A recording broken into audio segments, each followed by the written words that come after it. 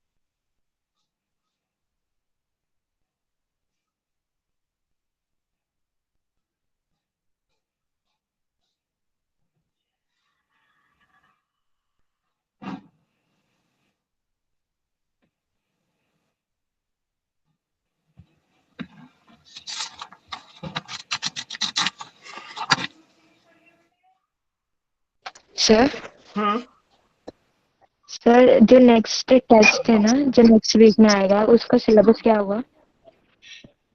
उसमें बेटे फिजियो का थोड़ा बहुत हो जाएगा और कुछ एनाटॉमी का जो भी है वो। उससे पहले मॉर्फोलॉजी का टेस्ट हुआ था ना। Yes sir. हाँ, तो एनाटॉमी और फिजियो में जितना भी ट्रांसपोर्ट एंड प्लांट में, क्योंकि आज की क्लास है, कल की क्लास है, तो 4 आवर्स में तो काफी कुछ हो जाना चाहिए। तो कुछ इससे आ जाएगा और कुछ एनाटॉमी से आ जाएगा। Okay sir, thank you.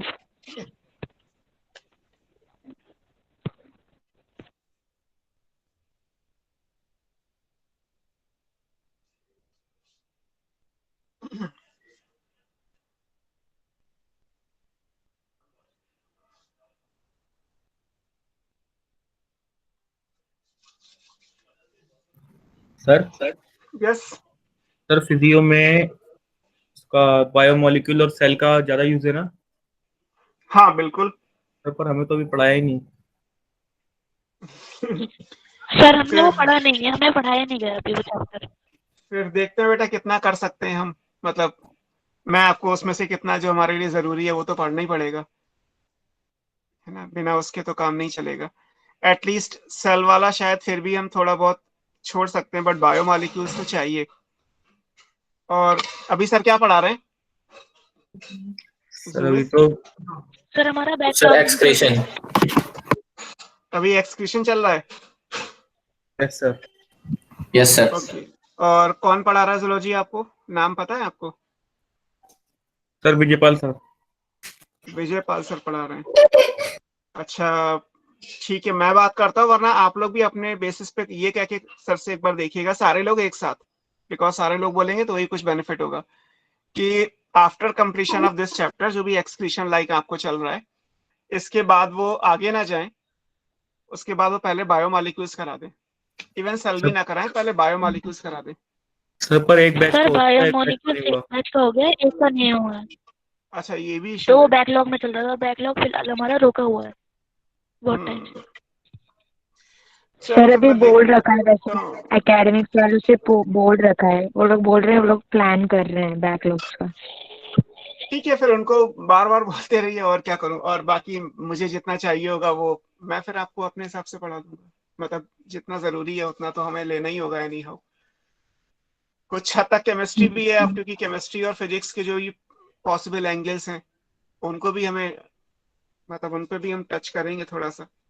क्योंकि फिजिक्स और केमिस्ट्री भी थोड़ा बहुत आएगा, बट उसमें भी वही है कि जितना हमें चाहिए, है ना, हमें कोई यहाँ पे डिराइव नहीं करना, कुछ हमें कैलकुलेट नहीं करना, कोई हमें डेरिवेशन से कोई इक्वेशन डिराइव नहीं करनी, कुछ भी ऐसा नहीं है, सिर्फ कॉन्सेप्ट चाहिए। उस कॉन्सेप्ट को आप यूज करोगे कि हाँ ये केमिकल प्रोसेस है, तो एनर्जी आएगी, सबस्ट्रेट प्रोडक्ट आएंगे, कैटालिस्ट आएगा, बस ऐसी कुछ चीजें होंगी, है ना, temperature, pressure, directly proportional, inversely proportional, ये सब चीजें हो सकती हैं।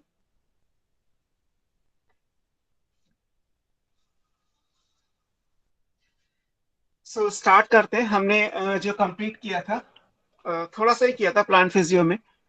फिजियोलॉजी मीन्स मेटाबॉलिज्म की स्टडी या मेटाबॉलिक एक्टिविटीज की स्टडी को फिजियोलॉजी बोलते हैं। देन उसके बाद ये देखा था कि कितनी डिस्टेंस कोई भी मॉलिक्यूल ट्रेवल कर सकता है, बिकॉज हमारा चैप्टर ट्रांसपोर्ट है, और अगर ट्रांसपोर्ट है तो फिर ट्रांसपोर्ट में कितनी डिस्टेंस ट्रेवल होगी ये इंपॉर्टेंट है। तो short distance, long distance. Short distance में विद इन ए सेल भी हो सकता है, that is intra cellular transport, या इन बिटवीन सेल होगा तो इंटर सेलुलर बन जाएगा। और लॉन्ग डिस्टेंस में usually from one part of the plant to another part, है ना, ये हमने कंसिडर किया था ये पेज पे। आफ्टर दैट आपने पढ़ा कि कौन कौन से मटेरियल ट्रांसपोर्ट होते हैं और किस डायरेक्शन में ट्रांसपोर्ट होते हैं। तो मटेरियल में जैसे वाटर है, या फिर हमने पढ़ा था वाटर तो सॉल्वेंट हो गया, बाकी जो भी कुछ आएगा दैट इज सल्यूट। और सल्यूट में फिर आपको ऑर्गेनिक, इनऑर्गेनिक और प्लांट हार्मोन, क्योंकि हमें तीनों अलग अलग पढ़ने हैं तो तीनों ही सल्यूट, बट फिर भी हमें इनऑर्गेनिक, ऑर्गेनिक और प्लांट हार्मोन करके अलग अलग कर लेते हैं। तो इनका भी ट्रांसपोर्ट देखा। अब आता है मीन्स ऑफ ट्रांसपोर्ट, जहां से एक्चुअली एनसीईआरटी में पहला टॉपिक स्टार्ट हुआ, that is means of transport. कितने तरीके का ट्रांसपोर्ट होता है। पूरी फिजियो में केवल दो पॉसिबिलिटी है ट्रांसपोर्ट के लिए, एक्टिव ट्रांसपोर्ट, पैसिव ट्रांसपोर्ट, है ना, दो टाइप का ट्रांसपोर्ट होता है। अगर हम ब्रॉडली कैटेगराइज करें तो ये दो टाइप का है, one is called passive transport, another is active transport, है ना। यहीं से स्टार्ट करते हैं क्लास। एक हमारे पास पैसिव है,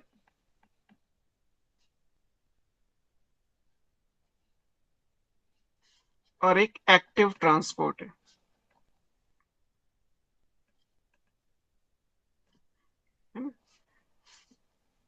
अब पहले ये समझिए कि एक हमें चाहिए रेफरेंस।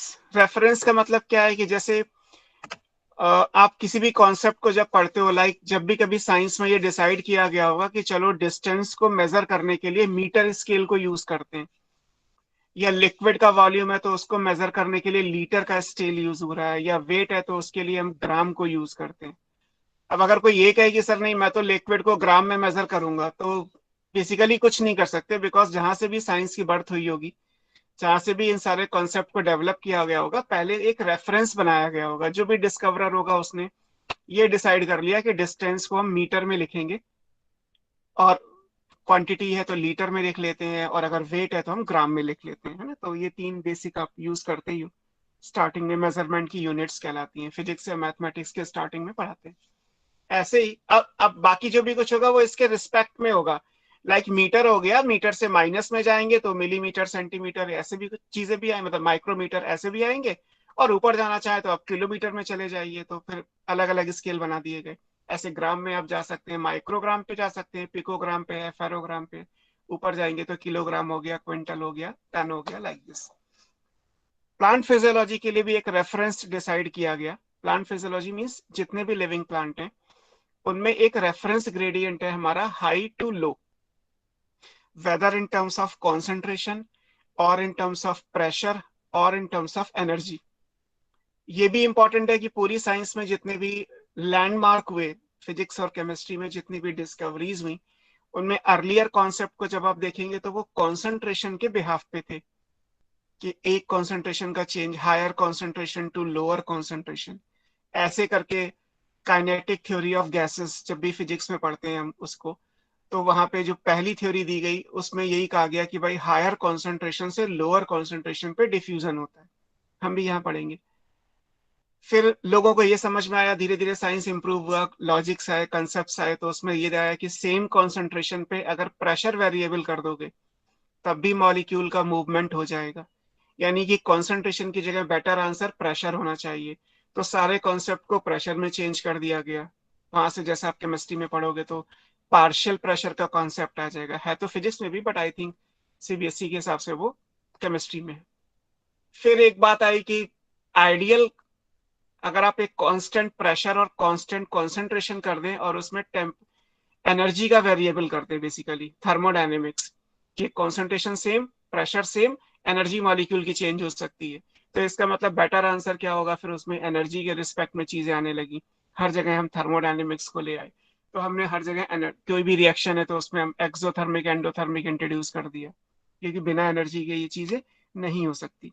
तो ग्रेडियंट किसी भी चीज का हो, मतलब चेंजेस किसी भी चीज के हो, प्लांट फिजियोलॉजी का जो चेंज का रेफरेंस रहेगा that is always high to low. मतलब एक फिक्स मान लिया हमने कि प्लांट में जो मूव करेगा वो अगर हाई टू लो जा रहा है तो वो अलोंग द ग्रेडियंट है, और अगर वो लो टू सर हाई जा रहा है तो कंसंट्रेशन, अगेंस्ट। हाँ सर कंसंट्रेशन की टर्म्स में या तीनों की जो आपने बोले? तीनों के टर्म्स में। वो तो काइनेटिक थ्योरी ऑफ गैसेस मान लीजिए आई है, आई थिंक तो कि वो 18th सेंचुरी के आसपास आई है। फिर थर्मोडायनेमिक्स का जो डेवलपमेंट हुआ वो 1950s के अराउंड हुआ है। तो जैसे जैसे टाइम चेंज हुआ वैसे वैसे कंसेप्ट भी चेंज हो गए, बट ग्रेडियंट हमेशा फिक्स रहा, दैट इज हाई टू लो। तो फिजियो के लिए जो हमारा रेफरेंस ग्रेडियंट होगा, है ना, मैं अलग से लिख दे रहा हूँ, दिस इज रेफरेंस, है ना, जो आपको हमेशा यूज करना है। रेफर करने के लिए आप यही यूज करेंगे, रेफरेंस ग्रेडियंट। ये हमेशा हाई टू लो रखेंगे हम। अगर कभी आपसे लो टू हाई पूछा जाए तो ये मान लीजिए कि मैंने आपको जो हाई टू लो पढ़ाया उसका उल्टा आंसर कर दोगे तो लो टू हाई हो जाएगा। तो कोई कंफ्यूजन भी क्रिएट नहीं करना है, हमारा कांस्टेंट यही रहेगा, higher concentration to lower concentration, higher pressure to lower pressure, higher energy to lower energy, higher potential to lower potential, higher kinetic energy to lower kinetic energy, सब जगह यही रहेगा हाई टू लो। कभी अगर ये बात आती है कि लो टू हाई में क्या होगा, तो मैं आपसे अगर कह रहा हूँ कि हाई टू लो में इंक्रीज हो रहा है तो लो टू हाई में डिक्रीज हो जाएगा, आप आंसर को उल्टा करके कर सकते हैं। तो एक रेफरेंस डिसाइड कर लिया हमने कि हम जो भी कॉन्सेप्ट को पढ़ेंगे वो हमेशा हाई टू लो के रिस्पेक्ट में पढ़ेंगे। जैसे रिवर एक नॉर्मल फ्लो कर रही है, that is north to south.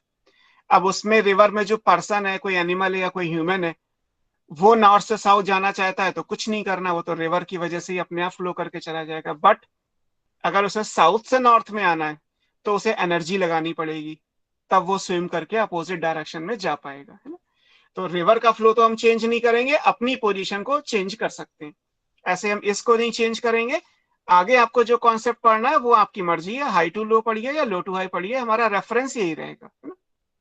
तो पैसिव ट्रांसपोर्ट का मतलब होता है कि जब भी कोई मॉलिक्यूल मूव करेगा तो इसी डायरेक्शन में करेगा, this is always called along the gradient. Gradient मतलब रेफरेंस ग्रेडियंट, और हमारा रेफरेंस ग्रेडियंट क्या है, हाई टू लो। मैं बार बार एच और एल ही लिखूंगा क्योंकि ये तो पता नहीं कितनी बार इस चैप्टर में आएगा। और अगर अलोंग द ग्रेडियंट है तो कोई एनर्जी खर्च नहीं हो रही, इसको बेसिकली कहा जाएगा फ्लोटिंग, नॉट स्विमिंग। स्विमिंग तो एक्टिव प्रोसेस होता है, स्विमिंग में तो आपको हाथ पैर चलाने पड़ेंगे, आप अपनी बॉडी को रेस्ट पे भी छोड़ दोगे तो भी आप रिवर के फ्लो के साथ साथ अपनी बॉडी को मूव करा के ले जा सकते हो सेम डायरेक्शन में। अपोजिट डायरेक्शन में आना होगा तो एनर्जी खर्च होगी, है ना। तो ये अलोंग द ग्रेडियंट होता है, इसीलिए इस पे कोई एनर्जी खर्च नहीं होती, नो यूज ऑफ एनर्जी। और प्लांट के लिए या लिविंग ऑर्गेनिज्म के लिए एनर्जी का मतलब क्या है, ATP. ATP is the energy currency of the cell, ये तो पढ़ा ही होगा आपने, 9th-10th की बुक में भी दिया होता है। तो एनर्जी का कोई यूज नहीं हो रहा और अलोंग द ग्रेडियंट जा रहे हैं। जब आप अगेंस्ट द ग्रेडियंट जाएंगे, उल्टा, तो एक्टिव ट्रांसपोर्ट होता है ना, मतलब लो टू हाई। अब रेफरेंस है हाई टू लो बट हम जाना चाहते हैं लो टू हाई, तो फिर आपको एनर्जी लगानी पड़ेगी, so this involve use of energy and that energy is ATP. तो पैसिव और एक्टिव, और पूरी 5 चैप्टर में जितनी जगह पे भी पैसिव वर्ड लिखा होगा उसका मतलब ये होगा। कहीं पे भी अगर एक्टिव लिखा है कि एक्टिव एब्जॉर्प्शन, तो एक्टिव एब्जॉर्प्शन का मतलब है अगेंस्ट द ग्रेडियंट एब्जॉर्प्शन हो रहा है और उसके लिए एनर्जी चाहिए। कहीं पे लिखा है पैसिव ट्रांसलोकेशन, इसका मतलब पोजीशन चेंज हो रही है, दैट इज ट्रांसलोकेशन। और पैसिव का मतलब है अलोंग द ग्रेडियंट चेंज होगी, उसमें कोई एनर्जी खर्च नहीं होगी। तो जितनी भी जगह आगे आप एक्टिव और पैसिव करके कुछ पढ़ेंगे, उन दोनों का मतलब ये होगा, है ना। इसीलिए आपको सबसे पहले ये पढ़ाया गया कि एक्टिव ट्रांसपोर्ट और पैसिव ट्रांसपोर्ट क्या होता है। फिर एक चीज और है, एक्टिव ट्रांसपोर्ट में हमेशा एक कैरियर चाहिए। जब आप अगेंस्ट द डायरेक्शन जाएंगे तो आपको किसी की हेल्प चाहिए। जैसे हमारी बॉडी को अगर स्विम करना होता है तो बिना हाथ के आप नहीं कर सकते। अगर आपके हाथ बाई चांस अगर किसी पर्सन के हाथ नहीं है या उसके हाथों को बांध दिया गया तो वो स्विम नहीं कर सकता, अपोजिट डायरेक्शन में नहीं जा सकता, ट्रेवल करके रिवर का जो फ्लो है उसके अपोजिट फ्लो में नहीं पहुंच सकता। ऑलवेज उसे एनर्जी चाहिए, बट एनर्जी को यूज कौन कर रहा है? वो हाथों की मसल्स यूज कर रही हैं, पैर मूव कर रहे हैं। हाथ पैर बांध करके डाल दिया जाएगा तो कितने भी अच्छे स्विमर हो गए, आप स्विम नहीं कर सकते। ऐसे ही मान लीजिए क्या है कि लाइक कि अगर आपको लगता है कि आपको गीला नहीं होना है तो क्या आपको क्या चाहिए? आपको स्टीमर या बोट चाहिए जिसमें इंजन को ऑन करके आप अपोजिट डायरेक्शन में जा सकते हैं। अगर इंजन को ऑफ कर देंगे तो आप सेम डायरेक्शन में जा सकते हैं बिना गीले हुए, है ना। तो बोट, इंजन, स्टीमर या आपके हाथ की मसल्स, ये सब बेसिकली क्या काम कर रहे हैं? ये इस प्रोसेस को सपोर्ट कर रहे हैं। तो नेचर में जब ट्रांसपोर्ट होगा तो एक्टिव ट्रांसपोर्ट में हमेशा एक थर्ड पर्सन, एक थर्ड ऑब्जेक्ट चाहिए। That object is called carrier. जिस मॉलिक्यूल को जाना है और जिसके थ्रू जाना है, जाना इसके थ्रू है, और मॉलिक्यूल सेम डायरेक्शन में जाए या अपोजिट डायरेक्शन में जाए। अब बात है कि ये किसकी वजह से जाएगा, इसमें और क्या इन्वॉल्व होगा। तो यहाँ पे इट ऑलवेज रिक्वायर एक कैरियर, और कैरियर हमेशा प्रोटीन का ही होगा। किसी भी carbohydrate, lipid, fat, nucleic acid, इन सब का कैरियर नहीं हो सकता। Carrier molecule is always a protein molecule. तो बिना एक कैरियर के नहीं जा सकता। तो कैरियर यहाँ पे ऑलवेज लिखा हुआ है। यहाँ क्या आएगा? यह ऑप्शनल है। इट मे इन्वॉल्व और मे नॉट, दोनों बातें हैं। कैरियर हो भी सकता है, नहीं भी हो सकता है। यहाँ कैरियर मस्ट होगा, है ना। इट मे और may not involve a career.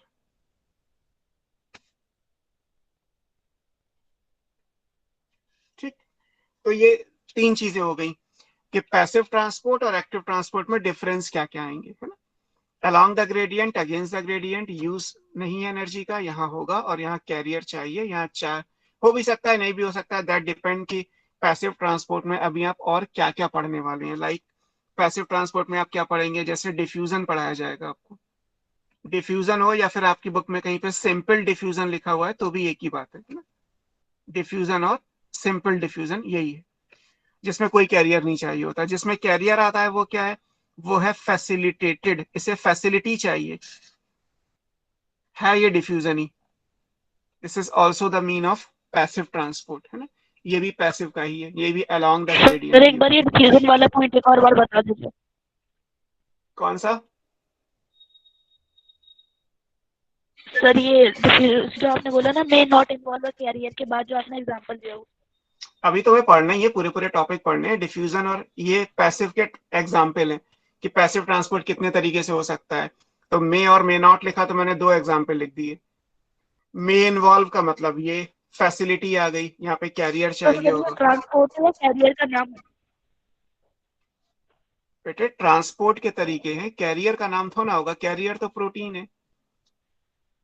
इस वाले में भी अगर होगा तो प्रोटीन ही होगा। अगर होने की तो सिचुएशन ही नहीं छोड़ी, लिख तो दिया ऑलवेज। सर वो एक्टिव ट्रांसपोर्ट में लिखा है इसलिए पूछ रहा। कैरियर यहाँ भी, कैरियर तो एक ही है, लीजिए यहाँ भी लिख लो, प्रोटीन है। Carrier is always a protein molecule, चाहे यहाँ हो या यहाँ हो, है ना। अब ठीक है, कैरियर हमेशा प्रोटीन होगा, चाहे इसमें हो या इसमें हो। इसमें कंपलसरी है 100%, इसमें कंपलसरी नहीं है, किसी में होगा किसी में नहीं होगा। लाइक सिंपल डिफ्यूजन में कोई कैरियर नहीं होता, फैसिलिटी को कैरियर चाहिए। कैरियर हमेशा प्रोटीन का ही होगा, इसमें कोई दो राय नहीं है। ठीक है। तो ये पैसिव और एक्टिव, ये दो अलग अलग तरीके के ट्रांसपोर्ट है। अभी हम इन्हें डिटेल में पढ़ेंगे। डिफ्यूजन क्या होता है, फैसिलिटेटेड डिफ्यूजन क्या है, ये सब देखेंगे। पहले हम इसको पूरा करते हैं कि हम तीन तीन पॉइंट हो गए। अब चाहे कैरियर यहाँ हो, ऑप्शनल है, यहाँ हो कंपलसरी है। कैरियर की कुछ प्रॉपर्टी है, लाइक जैसे अभी मैंने आपको सिंपल एग्जांपल दिया कि अगर आप एक बोट के थ्रू एक जगह से दूसरी जगह जाते हैं तो बोट आपका कैरियर हो गया, जो आपको सेम डायरेक्शन में भी ले जा सकता है, अपोजिट डायरेक्शन में भी ले जा सकता है। सेम डायरेक्शन में बोट को जाने के लिए कुछ नहीं करना, बोट का इंजन बंद भी कर दोगे तो रिवर के फ्लो के साथ बोट फ्लो कर जाएगी। लेकिन अगर अगेंस्ट द डायरेक्शन अगर आपको मूव करना है तो रिवर के फ्लो के अगेंस्ट में जाने के लिए इंजन ऑन करके आपको उसे लेके जाना होगा। बट बोट तो दोनों जगह चाहिए। बोट इज ए कैरियर जिसमें आप बैठ के जा रहे हैं, मूवमेंट आपका हो रहा है बट उसके लिए एक कैरियर है, दैट इज बोट। क्लियर? अब क्योंकि बोट आ गई, कैरियर आ गई, इसलिए जाना कंट्रोल हो गया। क्योंकि बोट के अंदर कितने लोग आएंगे ये भी फिक्स है। ऐसा तो है नहीं कि बोट को आप ओवर क्राउडेड कर दोगे, डूब जाएगी। बोट की एक कैपेसिटी होगी कि भाई वो 10 लोगों को एक बार में ले जा सकती है, इवन 11वां भी आएगा तो वो नहीं मूव करेगी। तो इसका मतलब ये हुआ कि बोट का एक सैचुरेशन है, उसका एक पॉइंट है जिस पॉइंट के बाद कोई और मॉलिक्यूल नहीं जा सकता। तो ये पहला पॉइंट हो गया कैरियर का, कि कैरियर कैसा होता है, लाइबल टू सैचुरेट। ऐसा नहीं है कि आप इनडेफिनेट नंबर ऑफ मॉलिक्यूल एक ही कैरियर के साथ एक ही टाइम पे ले जा सकते हैं, चाहे अगेंस्ट द डायरेक्शन हो या अलोंग द ग्रेडियंट हो, दोनों पॉसिबिलिटी। तो कैरियर कैसा होगा, लाइबल टू सैचुरेट, एक टाइम के बाद उसका सैचुरेशन हो जाएगा, फिर जब तक खाली नहीं होगा तब तक दोबारा से वो ट्रांसपोर्ट नहीं करेगी। दूसरी चीज क्या है, आप कैरियर यानी बोट है तो बोट को तोड़ दीजिए तो कोई मूवमेंट ही नहीं होगा, मतलब उसको इनहिबिट किया जा सकता है। कैरियर को आप इनहिबिट कर सकते हो, कैरियर को आप डिस्ट्रॉय कर सकते हो। So this is responsive to inhibitor. और तीसरी चीज क्या है कि हाईली सिलेक्टिव। ऐसा भी नहीं है कि आप बोट पे कुछ भी ले जाओगे, लाइक जो बोट चलाते हैं उनके भी अपने एथिक्स हैं कि भाई हम कैटल्स को लेके नहीं जाएंगे, हम गुड्स को लेके नहीं जाएंगे। इंसान जा सकते हैं बैठ के बट हम सामान लाद के नहीं ले जाएंगे, या हम कैटल्स को नहीं ट्रांसपोर्ट करेंगे। तो बोट अपना जो कैरियर है वो अपना मॉलिक्यूल चूज कर सकती है। ये नहीं कि आप एक कॉमन कैरियर बना के उससे कोई भी चीज को ट्रांसपोर्ट कर दोगे। जैसे अभी आप 11th में हो, आगे आपको केमिकल कोऑर्डिनेशन जूलॉजी में पढ़ना है, अगर आपको थोड़ा बहुत पहले से आइडिया है तो हार्मोन जब किसी सेल के अंदर जाता है तो ऐसा नहीं है कि जहां मर्जी चाहे वहां से एंटर कर गया। हार्मोन को एक्सेप्ट करने के लिए मेम्ब्रेन पे रिसेप्टर होते हैं, वो रिसेप्टर उस हार्मोन को लेते हैं। ये भी नहीं है कि एक ही रिसेप्टर से आप दुनिया का कोई भी हार्मोन को एक्सेप्ट करा लोगे, हर हार्मोन का एक अपना रिसेप्टर है। तो जो रिसेप्टर है वो क्या है, वो कैरियर है, और हार्मोन क्या है, मॉलिक्यूल, जिसको रिसेप्टर लेके जाएगा अंदर से बाहर या बाहर से अंदर। तो तीन प्रॉपर्टी हो गई कैरियर की, चाहे कैरियर यहाँ हो या यहाँ हो। ये तो कंपैरिजन पूरा हो गया एक्टिव एंड पैसिव। कैरियर की प्रॉपर्टी क्या क्या है ये देखिए। जो कैरियर मॉलिक्यूल है, this is liable to saturate, एक टाइम के बाद इसका सैचुरेशन हो जाएगा, इससे ज्यादा मॉलिक्यूल नहीं जा सकते। दूसरा क्या है, हाईली सिलेक्टिव है। और तीसरी चीज क्या है, रिस्पॉन्सिव टू इनहिबिटर है।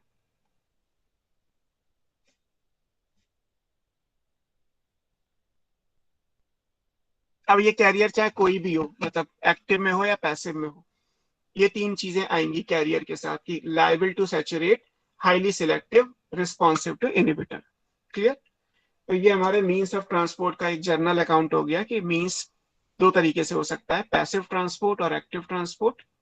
पैसिव में अलोंग द ग्रेडियंट है, कोई एनर्जी नहीं चाहिए, कैरियर हो भी सकता है नहीं भी हो सकता है। एक्टिव में अगेंस्ट द ग्रेडियंट है, हमेशा एनर्जी चाहिए और हमेशा एक कैरियर इन्वॉल्व होगा, that is always a protein molecule. Carrier चाहे पैसिव में हो या एक्टिव में हो, कैरियर की तीन प्रॉपर्टी आएंगी। केमिस्ट्री के हिसाब से ये हमेशा प्रोटीन का है, it is always a protein molecule. But इसकी तीन अलग अलग प्रॉपर्टी है कि ये सैचुरेट कर सकता है एक टाइम के बाद, चूज कर सकता है कि किस मॉलिक्यूल को ट्रांसपोर्ट करना है, सबको नहीं करेगा, और इनहिबिटर्स के लिए रिस्पॉन्सिव है तो हम इसे कंट्रोल भी कर पाएंगे। क्लियर? अब हम डिटेल में चलते हैं। हमारा फर्स्ट जो टॉपिक हमें पढ़ना है इसमें, दैट इज डिफ्यूजन। डिफ्यूजन क्या होता है, या आपकी बुक में कहीं पे अगर सिंपल डिफ्यूजन लिखा हुआ है तो यही मतलब है। डिफ्यूजन को एक पैसिव मींस ऑफ ट्रांसपोर्ट में आप पढ़ रहे हैं। पैसिव वाले बहुत सारे हैं, एक्टिव वाला एक ही है, अगेंस्ट द ग्रेडियंट, है ना, उसका तो मतलब ही है अगेंस्ट। पैसिव वाले में कई सारे एग्जाम्पल आएंगे, तो हम एक एक करके देखते हैं कि हमें क्या क्या से पढ़ना है।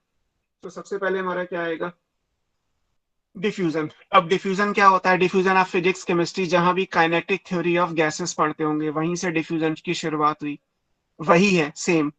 हम केवल यहाँ पे बस इसका सिग्निफिकेंस कि भाई बॉटनी में क्यों पढ़ रहे हैं, प्लांट के लिए डिफ्यूजन का रोल क्या है, उतना हमारे काम का है। हालांकि कॉन्सेप्ट को बिल्डअप करने के लिए आपको बेसिक डेफिनेशन और जो चीजें हैं वो चाहिए। डिफ्यूजन क्या होता है कि कोई भी मॉलिक्यूल, मॉलिक्यूल क्या हो सकते हैं, ये मॉलिक्यूल्स हैं, आयन हो सकते हैं, पार्टिकल हो सकते हैं, या कोई और भी चीज ले सकते हैं। इन सबको आप क्या बोलोगे, ये कहलाते हैं डिफ्यूजिंग सब्सटेंसेस, जिनको डिफ्यूज करना है। इनका मूवमेंट लेना है from the area of higher concentration. अब जिस टाइम पे ये डेवलप किया गया था कॉन्सेप्ट, उस टाइम पे कॉन्सेंट्रेशन ही पैरामीटर था, to the area of lower concentration, high to low. हमारा रेफरेंस भी हाई टू लो था और जो मॉलिक्यूल जाएगा वो भी हाई टू लो जाएगा, तो कोई एनर्जी खर्च नहीं होगी, इसीलिए डिफ्यूजन को आपने पैसिव ट्रांसपोर्ट में रखा है। तो डिफाइन करेंगे तो what is diffusion, so it is, और मूवमेंट भी कैसा होगा, रैंडम, है ना। ये भी इंपॉर्टेंट है कि ये रैंडम मूवमेंट है, नॉन डायरेक्शनल होता है।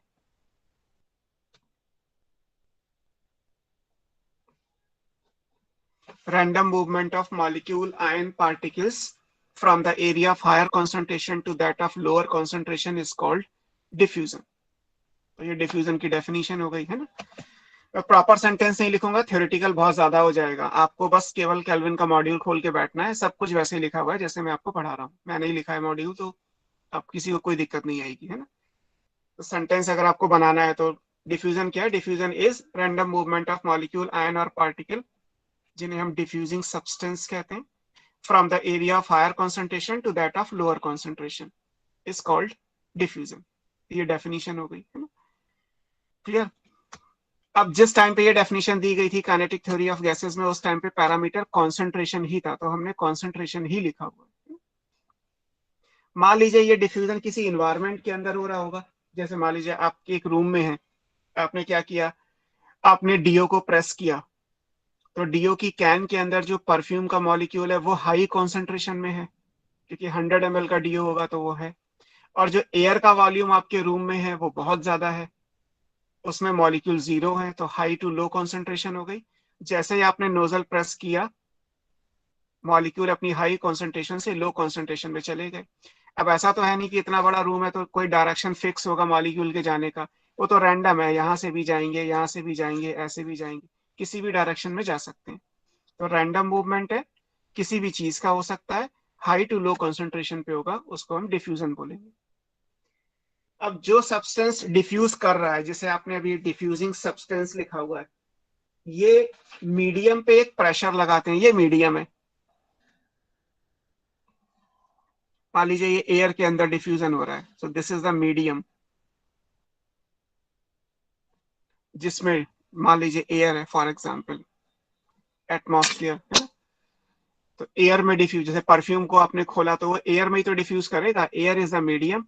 परफ्यूम की कैन में हाई कॉन्सेंट्रेशन है, एयर में 0 है, और मूव करने वाला मॉलिक्यूल परफ्यूम का हो गया। ऐसे आपने एक गिलास पानी लिया, उसमें थोड़ा सा आपने सॉल्ट डाला, तो 1 glass of water is the medium, water medium हो गया, सॉल्ट डिफ्यूजिंग सब्सटेंस हो गया। आपके हाथ में प्योर सॉल्ट है यानी हाई कॉन्सेंट्रेशन, वाटर के अंदर 0 कॉन्सेंट्रेशन है यानी लो। जैसे आप सॉल्ट पानी में डालोगे वो डिफ्यूज कर जाएगा, Na और Cl अलग अलग हो जाएंगे, एज पर प्योर केमिस्ट्री हो गया इस तरीके से, है ना। तो ये मीडियम हो गया ये पूरा, है ना। जैसे हमने डीओ का एग्जाम्पल ले लिया, सबसे कॉमन एग्जाम्पल यही है। तो डिफ्यूजिंग सब्सटेंस क्या करते हैं, मीडियम पे एक प्रेशर लगाते हैं।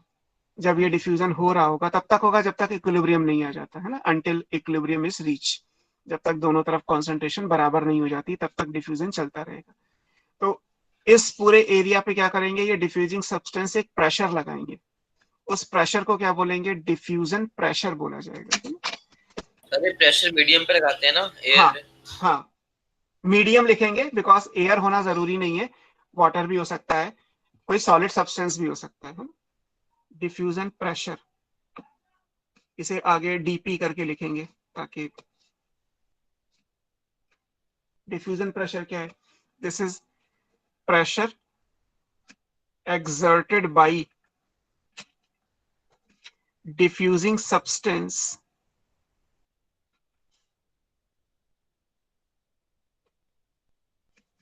over the medium. मीडियम पे जो प्रेशर लगेगा बाय द डिफ्यूजिंग सब्सटेंस, उसको क्या बोला जाएगा? डिफ्यूजन प्रेशर बोला जाएगा। क्लियर? तो ये डिफ्यूजन प्रेशर की डेफिनेशन हो गई है ना। अब अगर जैसे इसी तरीके से था कि काइनेटिक थ्योरी ऑफ गैसेस को कंसंट्रेशन में दिया तो अब प्रेशर लगा दिया गया। मान लीजिए सेम कंसंट्रेशन होती, प्रेशर बढ़ा दीजिए, तब भी तो डिफ्यूजन होगा ना। प्रेशर बढ़ाने से डिफ्यूजन का रेट बढ़ेगा, है ना। जैसे एटमॉस्फेयर में मान लीजिए कि 1 एटमॉस्फेरिक प्रेशर है और जो डीओ की कैन है फॉर एग्जांपल उसमें भी 1 एटमॉस्फेरिक प्रेशर हो, जितने मॉलिक्यूल आपके डीओ की कैन के अंदर है उतने ही बाहर भी हैं। भाई जब डीओ को आप स्प्रे करोगे एक रूम के अंदर तो एक लिमिट तक आपको स्मेल आएगी, उसके बाद आपकी कांस्टेंट हो जाएगी, बिकॉज एयर में भी डीओ के उतने ही मॉलिक्यूल हो गए विद रिस्पेक्ट टू वॉल्यूम जितने कैन के अंदर थे। इक्विलिब्रियम आ गया तो डिफ्यूजन रुक गया।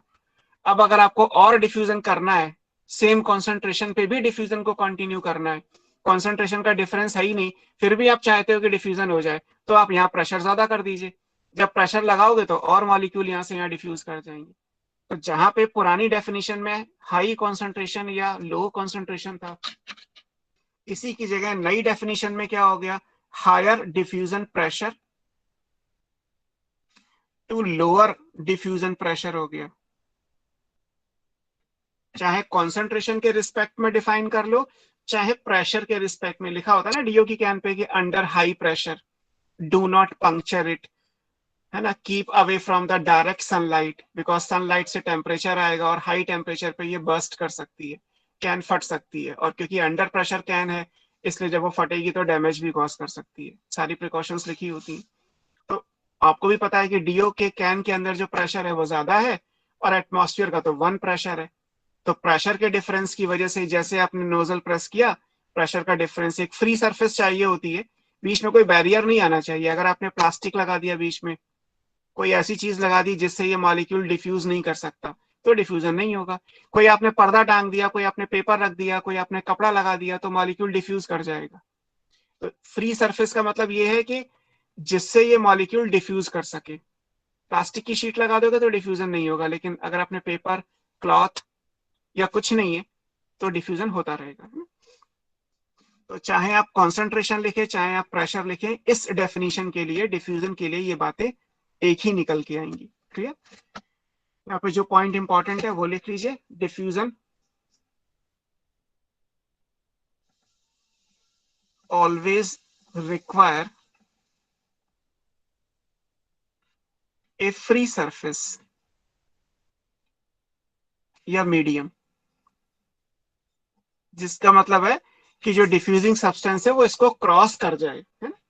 ये इंपॉर्टेंट है। क्लियर? तो diffusion always require a free. कब तक होगा वो मैंने लिख दिया था कि अंटिल इक्विलिब्रियम इज रीच्ड, वो सब आपको पता होता है कि ये यहाँ से यहाँ कब तक जाएगा, जब तक दोनों जगह पे प्रेशर या कंसंट्रेशन बराबर नहीं हो जाती। तो उस तरीके से ये मूवमेंट होता रहेगा। तो डिफ्यूजन क्या है और डिफ्यूजन प्रेशर क्या है, ये दोनों बारे आपको चीजें करा दी। अब आती है बात कि कौन से फैक्टर ऐसे हैं जो डिफ्यूजन के रेट को गवर्न करते हैं, है ना। डिफ्यूजन के रेट का मतलब है with respect to time. Rate हमेशा विद रिस्पेक्ट टू टाइम लिखा जाता है। देखिए factors affecting rate of diffusion.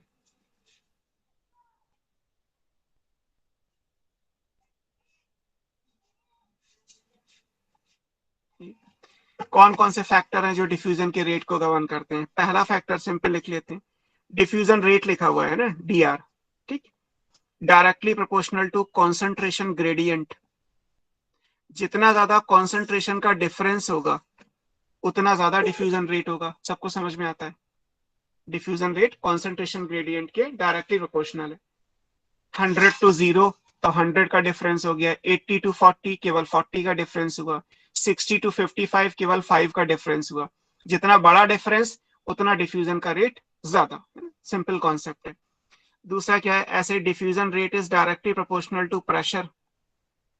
Pressure बढ़ाओगे तो डिफ्यूजन बढ़ जाएगा, प्रेशर कम करोगे तो डिफ्यूजन कम हो जाएगा। तीसरा क्या है, diffusion rate is directly proportional to temperature. Temperature बढ़ाओगे तो डिफ्यूजन बढ़ जाता है। ठंडे पानी में चीनी नहीं घुल रही, आप पानी को गर्म कर दीजिए, चीनी घुल जाएगी, है ना। तो टेम्परेचर बढ़ाने से डिफ्यूजन बढ़ गया ना, शुगर का या सॉल्ट का, जैसा भी आप लिखना चाहें। तो ये कॉन्सेंट्रेशन ग्रेडियंट किसका होता है, हमेशा डिफ्यूजिंग सब्सटेंस का, है ना। कॉन्सेंट्रेशन तो डिफ्यूजिंग सब्सटेंस की ही है ना। ये हो गया। तीसरा क्या आएगा, चौथा, state of the matter. Diffusion किस तरीके से हो रहा है, तो आपने पढ़ा होगा कि सबसे ज्यादा डिफ्यूजन किस में होता है, गैसेस में होता है। उसके बाद किस में होता है, लिक्विड स्टेट में होता है। और उसके बाद किस में है, सॉलिड स्टेट में। मैक्सिमम डिफ्यूजन गैस में होगा, लिक्विड में थोड़ा कम, और सॉलिड के अंदर डिफ्यूजन जो है वो सबसे कम होता है ना। हालांकि स्टेट यही तीन होती हैं, स्टार्टिंग के टाइम पे तो यही स्टेट थी, आजकल तो प्लाज्मा स्टेट भी होती है, और भी 7 स्टेट्स हैं गूगल पे अगर आप सर्च करोगे तो। बट हमें ये तीन ही देखनी है, गैस, लिक्विड, सॉलिड। इन तीनों स्टेट को कंपेयर करोगे तो जो मॉलिक्यूल है और जो मीडियम है वो आपको चेक करना होगा कि वो किस स्टेट में है, अकॉर्डिंगली डिफ्यूजन आ जाएगा। जैसे आपकी बुक में एक लाइन लिखी होगी कि डिफ्यूजन ऑफ सॉलिड और डिफ्यूजन इन सॉलिड, ये दो बातें दी होती हैं, है ना। यूजुअली बुक्स में ये दिया होता है और पूछा भी जाता है आपसे कि इसका मतलब क्या है। इसका मतलब ये है कि डिफ्यूजन जब हो रहा है तो डिफ्यूजन किस चीज का हो रहा है और डिफ्यूजन किस में हो रहा है। तो दो अलग अलग चीजें हैं, diffusion of solid, diffusion in solid. ठीक है, तो ये चीजें भी आपको ध्यान में रखनी है कि हम कैसे इनको कैलकुलेट करेंगे। कैलकुलेट करने का मतलब है आपको सिर्फ आंसर करना है, कम ज्यादा, यस नो, लाइक दिस, है ना। इस तरीके से चीजें याद रखिएगा।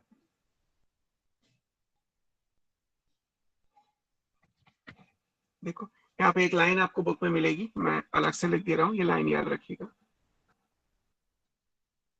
ये लाइन क्या है, आपकी बुक में लिखा होगा diffusion in solid.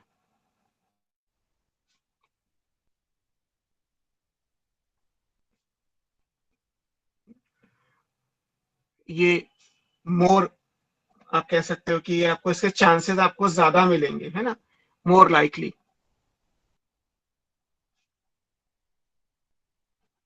To occur rather than diffusion of solid। ये लेस लाइकली,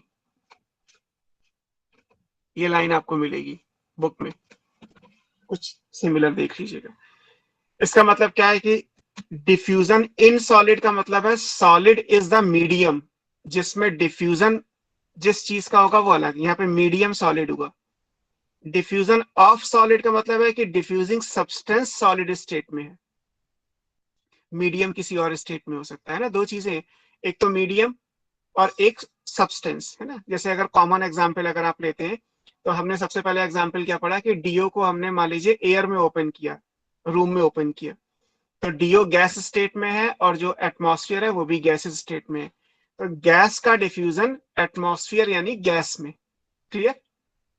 ऐसे आप क्या करिए, आप एक ओडोनिल को छोड़ दीजिए खोल के, तो ओडोनिल यानी डिफ्यूजिंग सब्सटेंस सॉलिड स्टेट में है और रूम में जो है वो एयर यानी गैस स्टेट में है। तो diffusion of solid in gas, diffusion जिस चीज का हो रहा है ओडोनिल वो सॉलिड है और जिस चीज में डिफ्यूज हो रहा है वो गैस है, एटमॉस्फेयर, है ना। ऐसे दूसरा एग्जांपल क्या लिया था हमने कि वाटर में हमने सॉल्ट ऐड किया, तो water is the medium and salt is the solid state. या शुगर ले लीजिए आपने, तो डिफ्यूजन सॉलिड का है, दैट इज सॉल्ट या शुगर, किस चीज में है, पानी में है, लिक्विड स्टेट में। तो diffusion of solid in liquid state.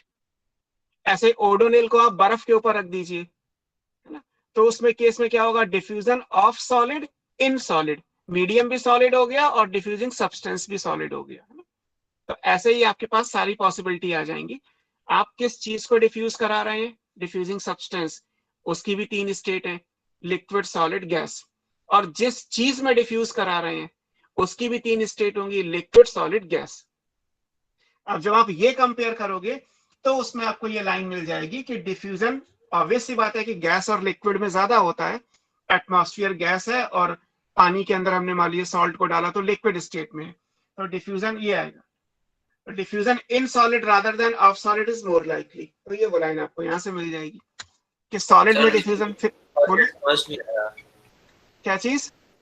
Sir, अगर हम सॉल्ट को वाटर में डालेंगे तो वो तो डिफ्यूजन इन लिक्विड होगा ना? हाँ, of solid in liquid. Diffusion जो आपने डाला वो सॉलिड स्टेट में था, जिसमें डाला वो लिक्विड स्टेट में था।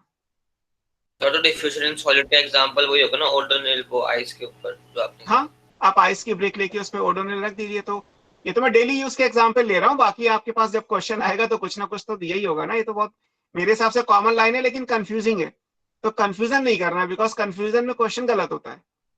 तो आपको ध्यान में रखना है कि डिफ्यूजन इन सॉलिड और डिफ्यूजन ऑफ सॉलिड का मतलब क्या है। ऑफ सॉलिड का मतलब है कि यहाँ पे सॉलिड क्या है, ये डिफ्यूजिंग सब्सटेंस हुआ।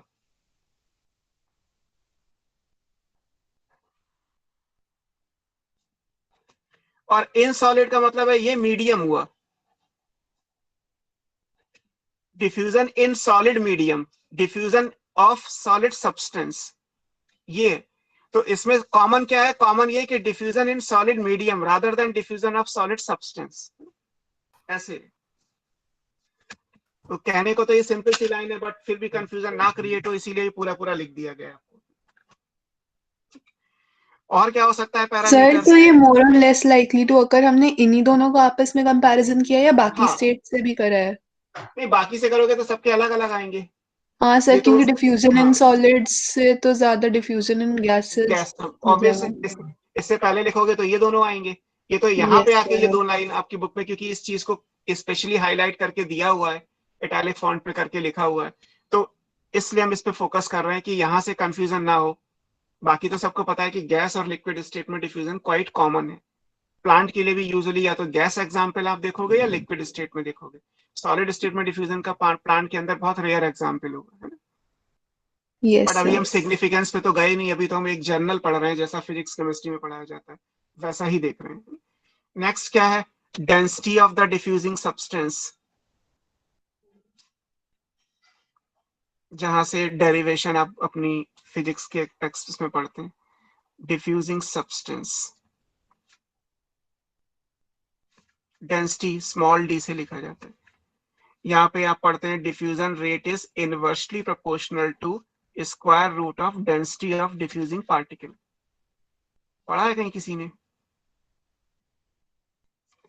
इसको क्या कहते हैं?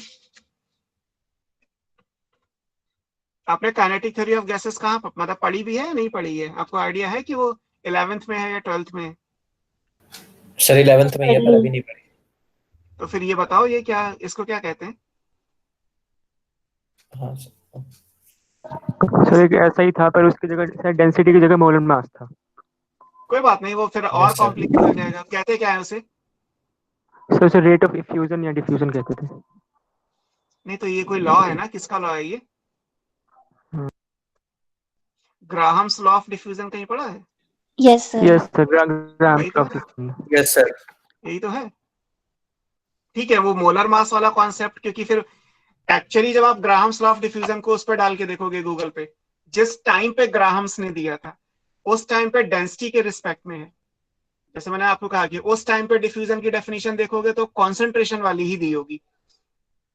बाद में आप उसको पार्शियल प्रेशर के कॉन्सेप्ट में लेके गए, और आजकल भी पार्शियल प्रेशर यूज होता ही है, क्योंकि थर्मोडायनेमिक्स का एक अलग कॉन्सेप्ट है। फिर थर्मोडायनेमिक्स के हिसाब से एनर्जी का भी वेरिएबल आ जाएगा, है ना। तो वेरिएबल हमारे लिए भी 3 ही होंगे, बिकॉज साइंस में ही 3 वेरिएबल है, कॉन्सेंट्रेशन, प्रेशर, एनर्जी। और इसी सीक्वेंस में साइंस ने डेवलपमेंट भी किया। जो थ्योरीज या जो प्रिंसिपल या लॉज दिए गए हैं वो भी इसी तरीके से मिलेंगे आपको।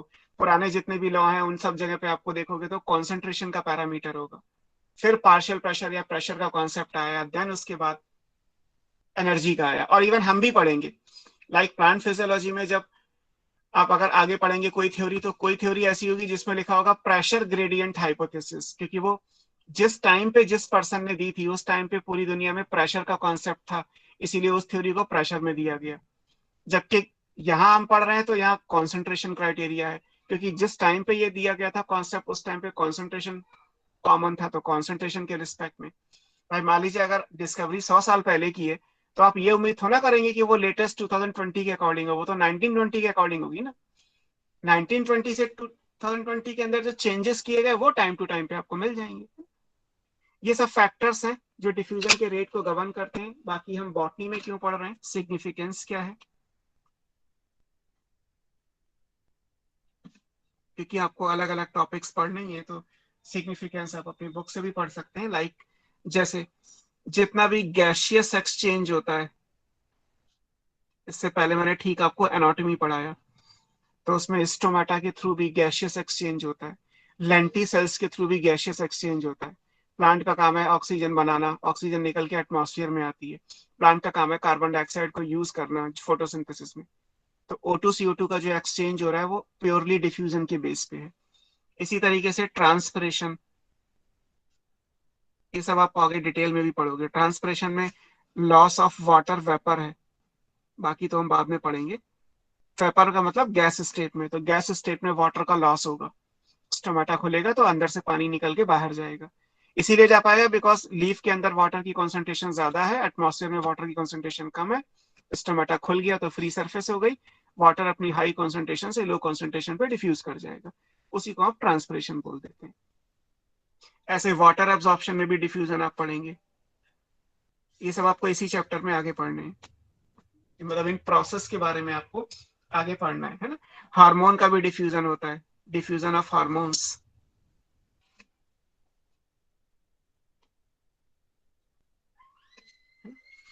तो ये भी डिफ्यूजन के थ्रू होगा, है ना। इवन जो एवोपोरेशन आप पढ़ते हैं,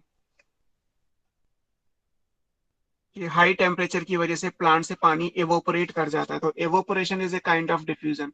टेम्परेचर ज्यादा हुआ तो वाटर जो है वो वेपर फॉर्म में एवोपोरेट कर गया, तो that is also called diffusion, है ना।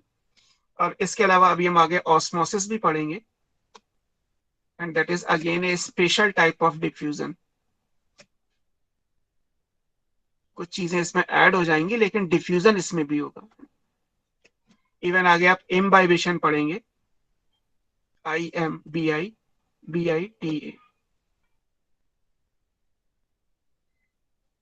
Imbibition, that is another.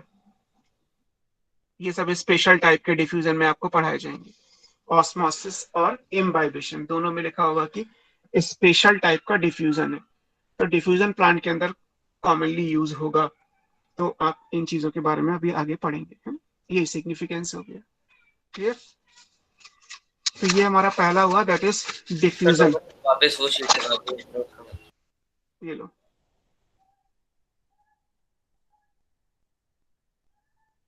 अब आते हैं नेक्स्ट पे।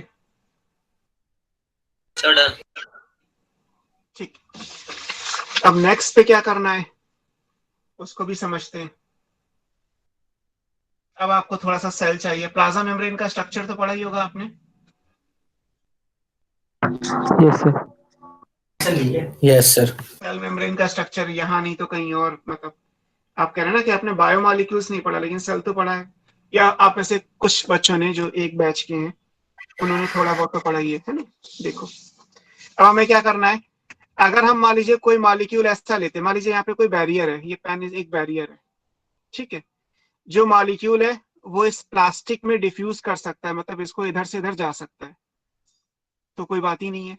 अगर मॉलिक्यूल इस प्लास्टिक के अंदर क्रॉस कर सकता है, प्लास्टिक से यहाँ से एंटर करे यहाँ से निकल जाए, तो डिफ्यूजन ही कहलाएगा ना। इसके होने ना होने का मतलब ही नहीं है, बिकॉज जो मॉलिक्यूल है वो इसको फ्रीली क्रॉस कर सकता है, तो ये हो गया डिफ्यूजन।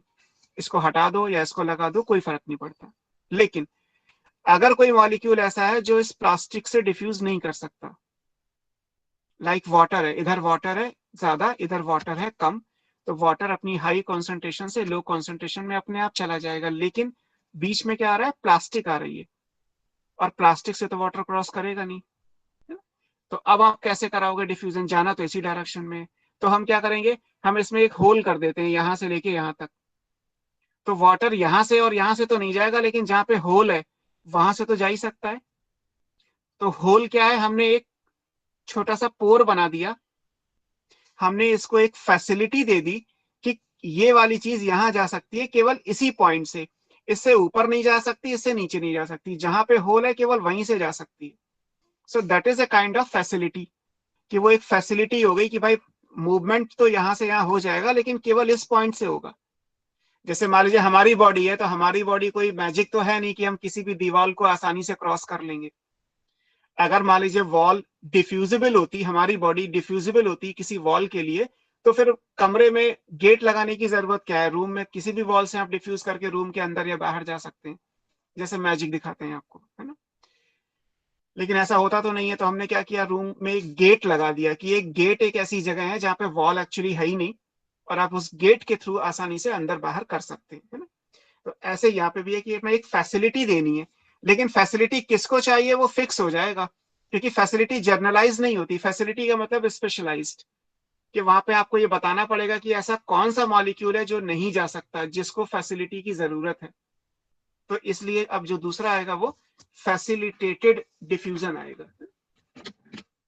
अब देखिए सेकंड, फैसिलिटेटेड डिफ्यूजन।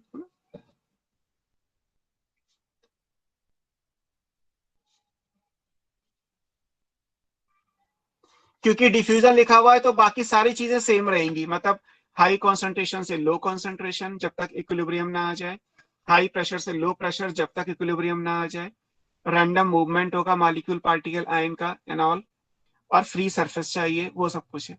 जो फैक्टर्स आपने पढ़े वो फैक्टर्स भी वर्क करेंगे, क्योंकि ये वर्ड लिखा हुआ है तो इसका मतलब जो डिफ्यूजन में पढ़ चुके वो तो रहेगा ही। ऐड क्या होगा? ऐड होगा फैसिलिटी। और क्यों ऐड हो रही है? पहली चीज ये कि जो फैसिलिटेटेड डिफ्यूजन है वो लिविंग सिस्टम में अप्लाई करते हैं, ये नॉन लिविंग सिस्टम में नहीं हो सकता। मतलब आप इसको केमिस्ट्री फिजिक्स में नहीं पढ़ोगे, इसको केवल बायोलॉजी में पढ़ोगे। डिफ्यूजन आप कहीं भी पढ़ सकते हो, physics chemistry biology, but facilitated diffusion केवल बायोलॉजिकल सिस्टम में आएगा। तो हम इसीलिए पहले इसको लिख देते हैं कि दिस इज इन लिविंग और बायोलॉजिकल सिस्टम। केवल इस जगह पे हम इसको अप्लाई कर रहे हैं, ठीक है, लिविंग या बायोलॉजिकल सिस्टम पे इसको अप्लाई करेंगे। अब इसका मतलब क्या है? जैसे प्लाज्मा मेम्ब्रेन होती है, ये एक सेल मेम्ब्रेन है,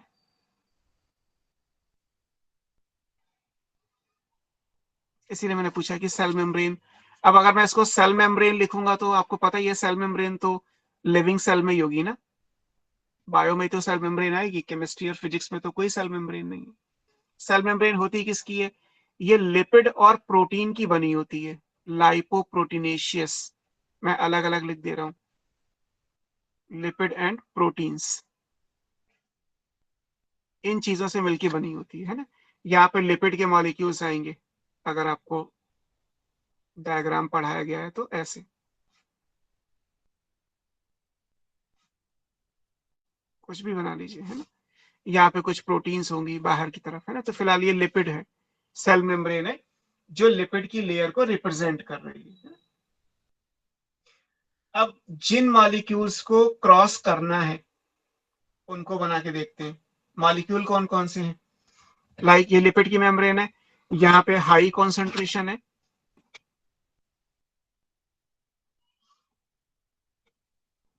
यहाँ लो कॉन्सेंट्रेशन है।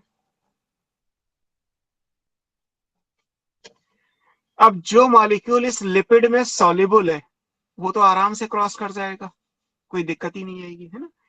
पहला केस क्या है कि जो मॉलिक्यूल्स सॉल्युबल इन लिपिड,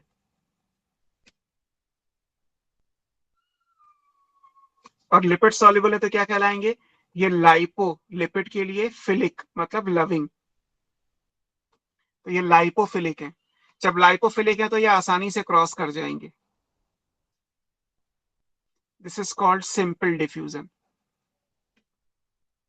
कुछ दिक्कत ही नहीं है, बिकॉज इस मेम्ब्रेन के होने और ना होने का मतलब ही नहीं है, बिकॉज ये मॉलिक्यूल कैसे है? लाइपोफिलिक है, लिपिड सॉल्युबल है। लिपिड सॉल्युबल है तो यहां से यहां आसानी से क्रॉस कर जाएंगे, इनको कुछ नहीं चाहिए। लेकिन जो मॉलिक्यूल हाइड्रोफिलिक है, वाटर सॉल्युबल,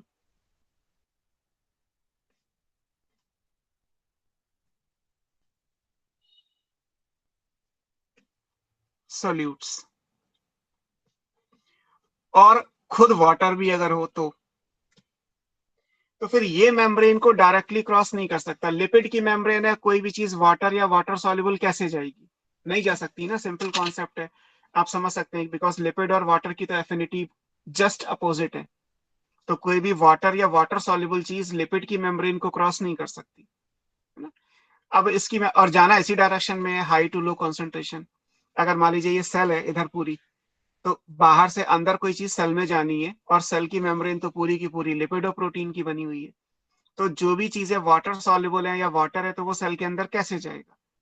तो फिर क्या होगा, इसको हर जगह से ना भेज के इसको कहां से भेजेंगे? इसके लिए यहाँ पे एक मॉलिक्यूल होगा अलग से,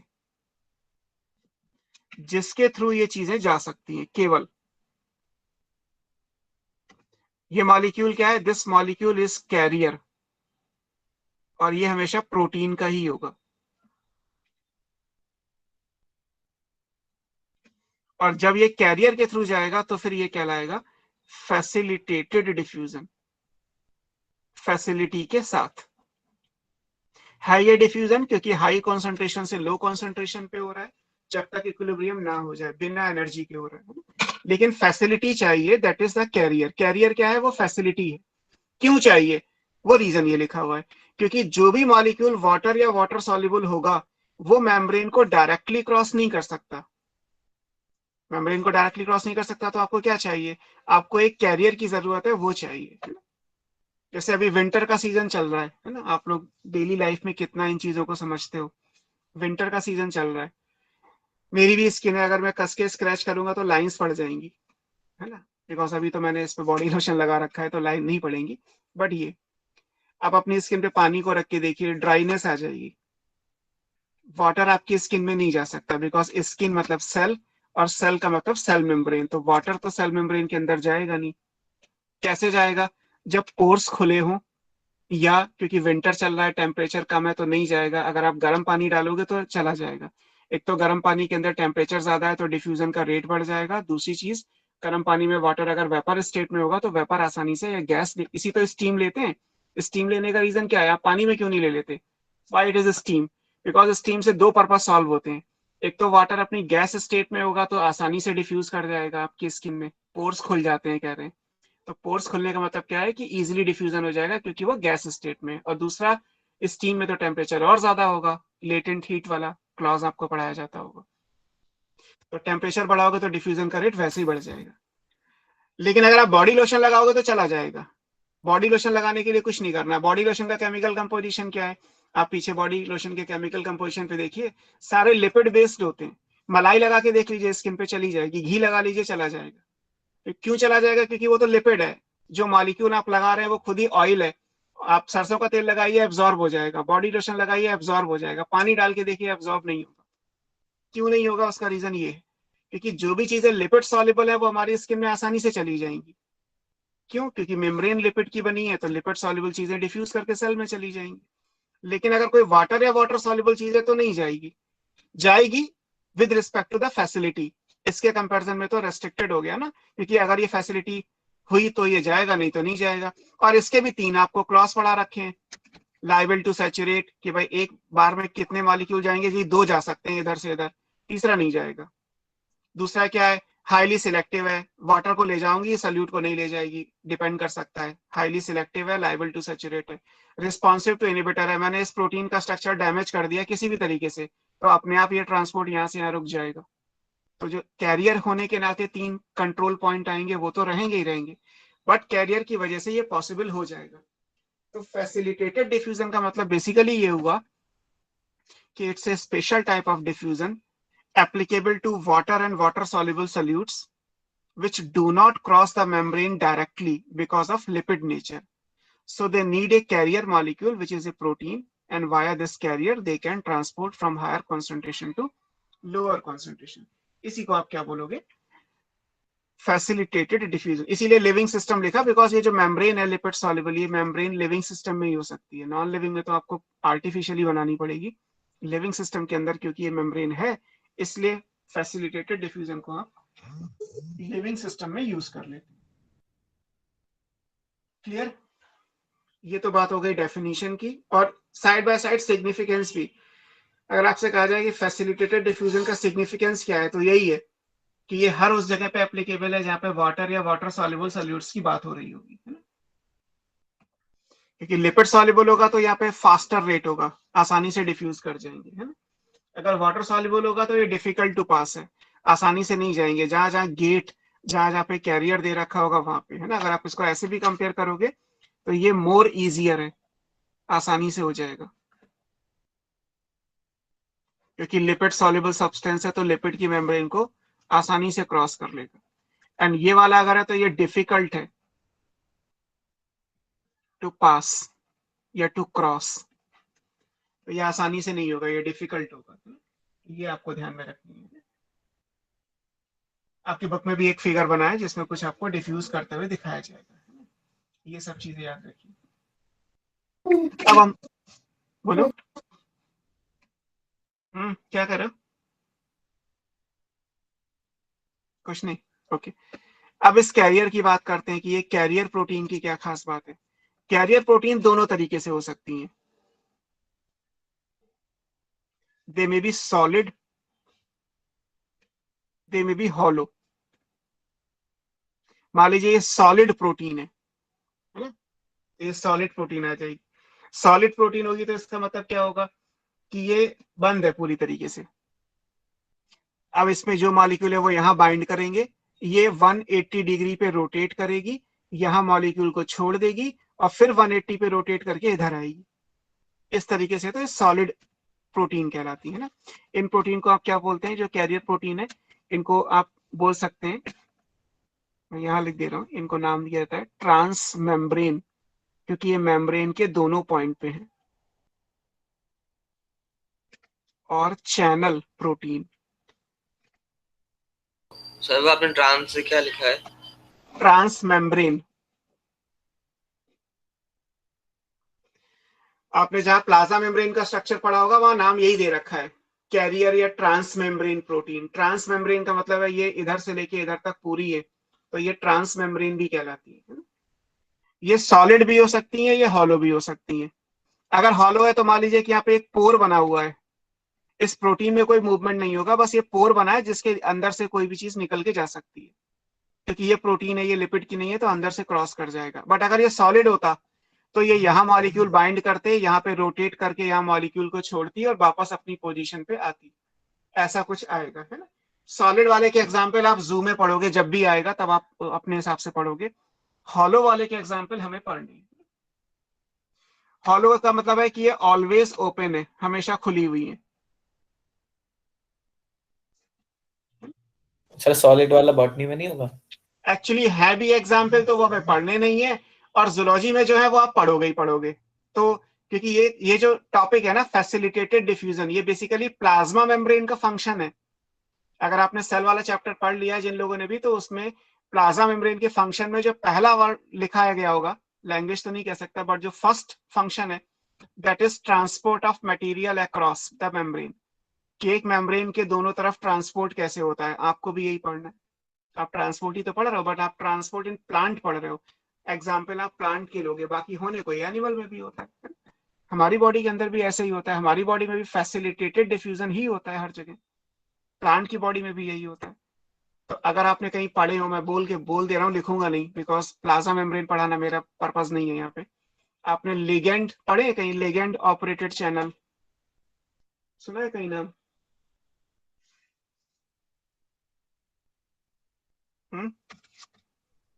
लिगेंड ऑपरेटेड चैनल होते हैं, वोल्टेज गेटेड चैनल होते हैं, ये सब सुने वर्ड कहीं? Yes.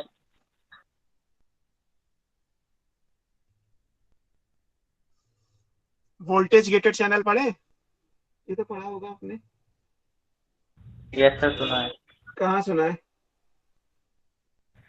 सर वो इनका जो गेट्स होते हैं वो ना वोल्टेज, मतलब जब माइनस पॉजिटिव आयंस के उसमें खुलता है सर, वो ऐसा सब हाँ, वैसे ही कुछ है। वो आपको दो जगह मिलेगा, या तो आपको मिलेगा नर्वस सिस्टम वाले चैप्टर में, अभी पता नहीं आपने पढ़ा नहीं पढ़ा अभी? सर पढ़ा नहीं है। हाँ, तो उसमें आप पढ़ लोगे। उसमें आपको जब वही नर्व के अंदर कंडक्शन पढ़ाया जाएगा तो उसमें आपको वोल्टेज गेटेड चैनल पढ़ाए जाएंगे। और ऐसे ही आपको केमिकल साइनेप्स भी नर्वस सिस्टम में पढ़ाया जाएगा, वहां पे भी लिगेंड ऑपरेटेड चैनल्स आ जाएंगे, है ना। ये सब जूलॉजी के अंदर ऑलरेडी गिवन है, बॉटनी के है भी तो गिवन नहीं है, इसीलिए हम यहाँ वाले पार्ट पे नहीं जा रहे। बस बुक में लिखा जरूर है कि फ्यू आर ऑलवेज ओपन, जैसे हॉलो वाले हैं वो हमेशा खुले रहते हैं। अदर्स कैन बी कंट्रोल्ड, ये कंट्रोल्ड है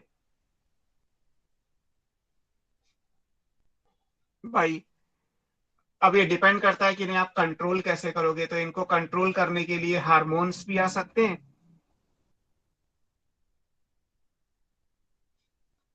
या अदर रेगुलेटर्स जो इनको रेगुलेट करते होंगे। ये हॉलो वाले हमें पढ़ने ही सारे, ये है ना, ये क्लियर। अब हॉलो वाले में खास बात है, क्योंकि ये हॉलो है इसलिए ये क्या कहलाते हैं, इनको नाम दिया गया, दे आर कॉल्ड पोरिन, क्योंकि वो पोर लाइक स्ट्रक्चर है। इनको नाम क्या देते हैं, पोरिन्स। की जो हॉलो वाली कैरियर मॉलिक्यूल होते हैं ये क्या कहलाते हैं, पोरिन्स। पोरिन का मतलब क्या हुआ, पोर फॉर्मिंग, पोर बनाने वाले प्रोटीन्स। प्रोटीन का मतलब कैरियर प्रोटीन है ना, क्योंकि हमारा टॉपिक क्या है, कैरियर मॉलिक्यूल है। तो हम कैरियर के हिसाब से पढ़ रहे हैं कि पोर फॉर्मिंग जो प्रोटीन्स हैं वो कहलाती हैं। कहाँ प्रेजेंट होंगी, फॉर एग्जाम्पल जैसे आप इनको अगर देखोगे तो आपको प्लास्टिड्स के अंदर मिल जाएंगी, ये माइटोकॉन्ड्रिया में मिलेंगे, इवन बैक्टीरिया के अंदर भी आपको पोरेंस मिलेंगे। ऐसा भी नहीं है कि केवल प्लांट है, एनिमल में भी बैक्टीरिया, माइटोकॉन्ड्रिया तो एनिमल में भी होता है ना, तो माइटोकॉन्ड्रिया के अंदर ऐसे वाले स्ट्रक्चर होते हैं, है ना। तो पोरिन्स आपको याद रखना है, या पोर फॉर्मिंग प्रोटीन है, तो इनको पोरिन कहा जाता है ना। ठीक है, आगे देखते हैं पोरिन की खास बात क्या है। अब अगर ये पोरिन वाटर को क्रॉस करने दे तो इसका नाम रख दिया गया एक्वापोरिन। एक्वा वर्ड वाटर के लिए आता है ना, तो नाम क्या आ गया, पिछले वाला पेज, ये वाटर चैनल हो गया। बोलो, पीछे वाला पेज देखना है। सर एक बार पहले वाला पेज खोलो।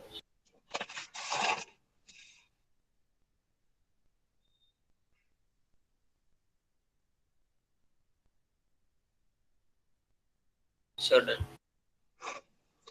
सो पोरिन अगर वाटर को है, मान लीजिए ये पोरिन है क्योंकि ये मैंने पोर बना दी है, तो फिर ये यहां से यहाँ अगर वाटर जाएगा तो इसको नाम दे देंगे एक्वापोरिन। एक्वा वर्ड वाटर के लिए आता है, तो ये वाटर चैनल है। इसकी स्ट्रक्चर भी बुक में दे रखा है कि ये 8 प्रोटीन से मिलके बना होता है, मतलब 8 प्रोटीन छोटी छोटी मिलके, जैसे 5 फिंगर है, 5 फिंगर मिलके ये बीच में स्पेस बना रही है, तो ये पोर लाइक स्ट्रक्चर हो गया। या यहाँ से मान लीजिए कि ये पोर है, इधर से वाटर जाके इधर निकल जाएगा, है ना। लेकिन ये 5 से मिलके बना हुआ है। ऐसे अगर 8 स्ट्रक्चर से मिलके कोई पोर बनेगा, तो एक्वापोरिन का स्ट्रक्चर क्या है, वो ये कि this is made up of 8 different proteins.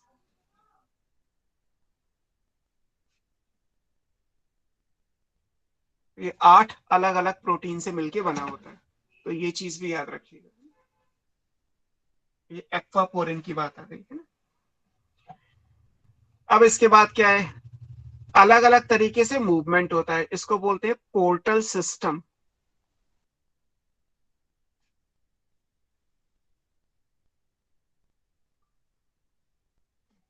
Port का मतलब है एक जगह से दूसरी जगह लेके जाना, जैसे एयरपोर्ट होता है या सी पोर्ट होता है, इस तरीके से। तो सेल का ये पोर्टल सिस्टम कहलाता है। पोर्टल सिस्टम का मतलब क्या है, लाइक ऐसे समझ लीजिए कि ये हमारे पास एक मेम्ब्रेन है,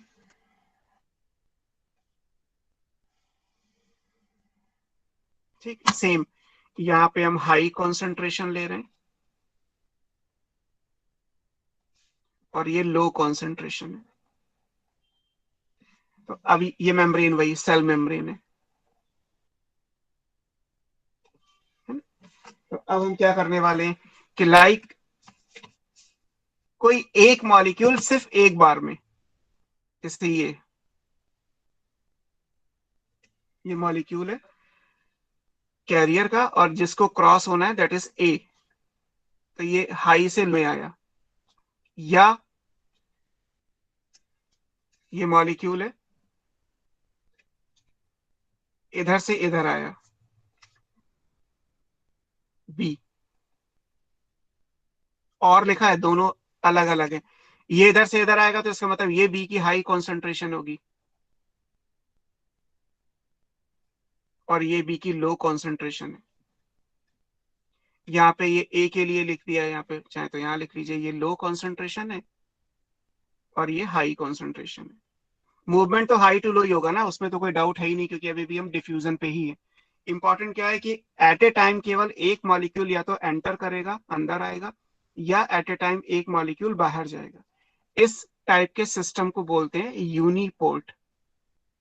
यूनि का मतलब वन, एंड पोर्ट क्योंकि ट्रांसपोर्ट हो रहा है ना।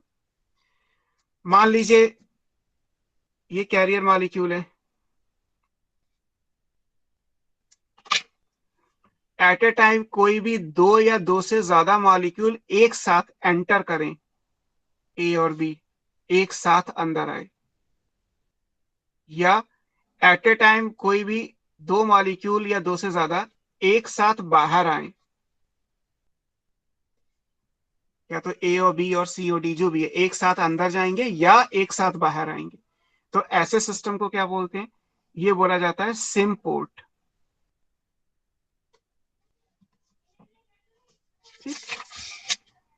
तीसरे केस में क्या होना है? तीसरे केस में काउंटर बैलेंस होना है।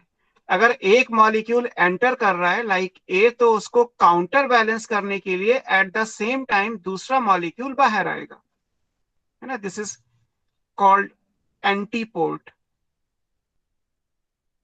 ये काउंटर बैलेंस है।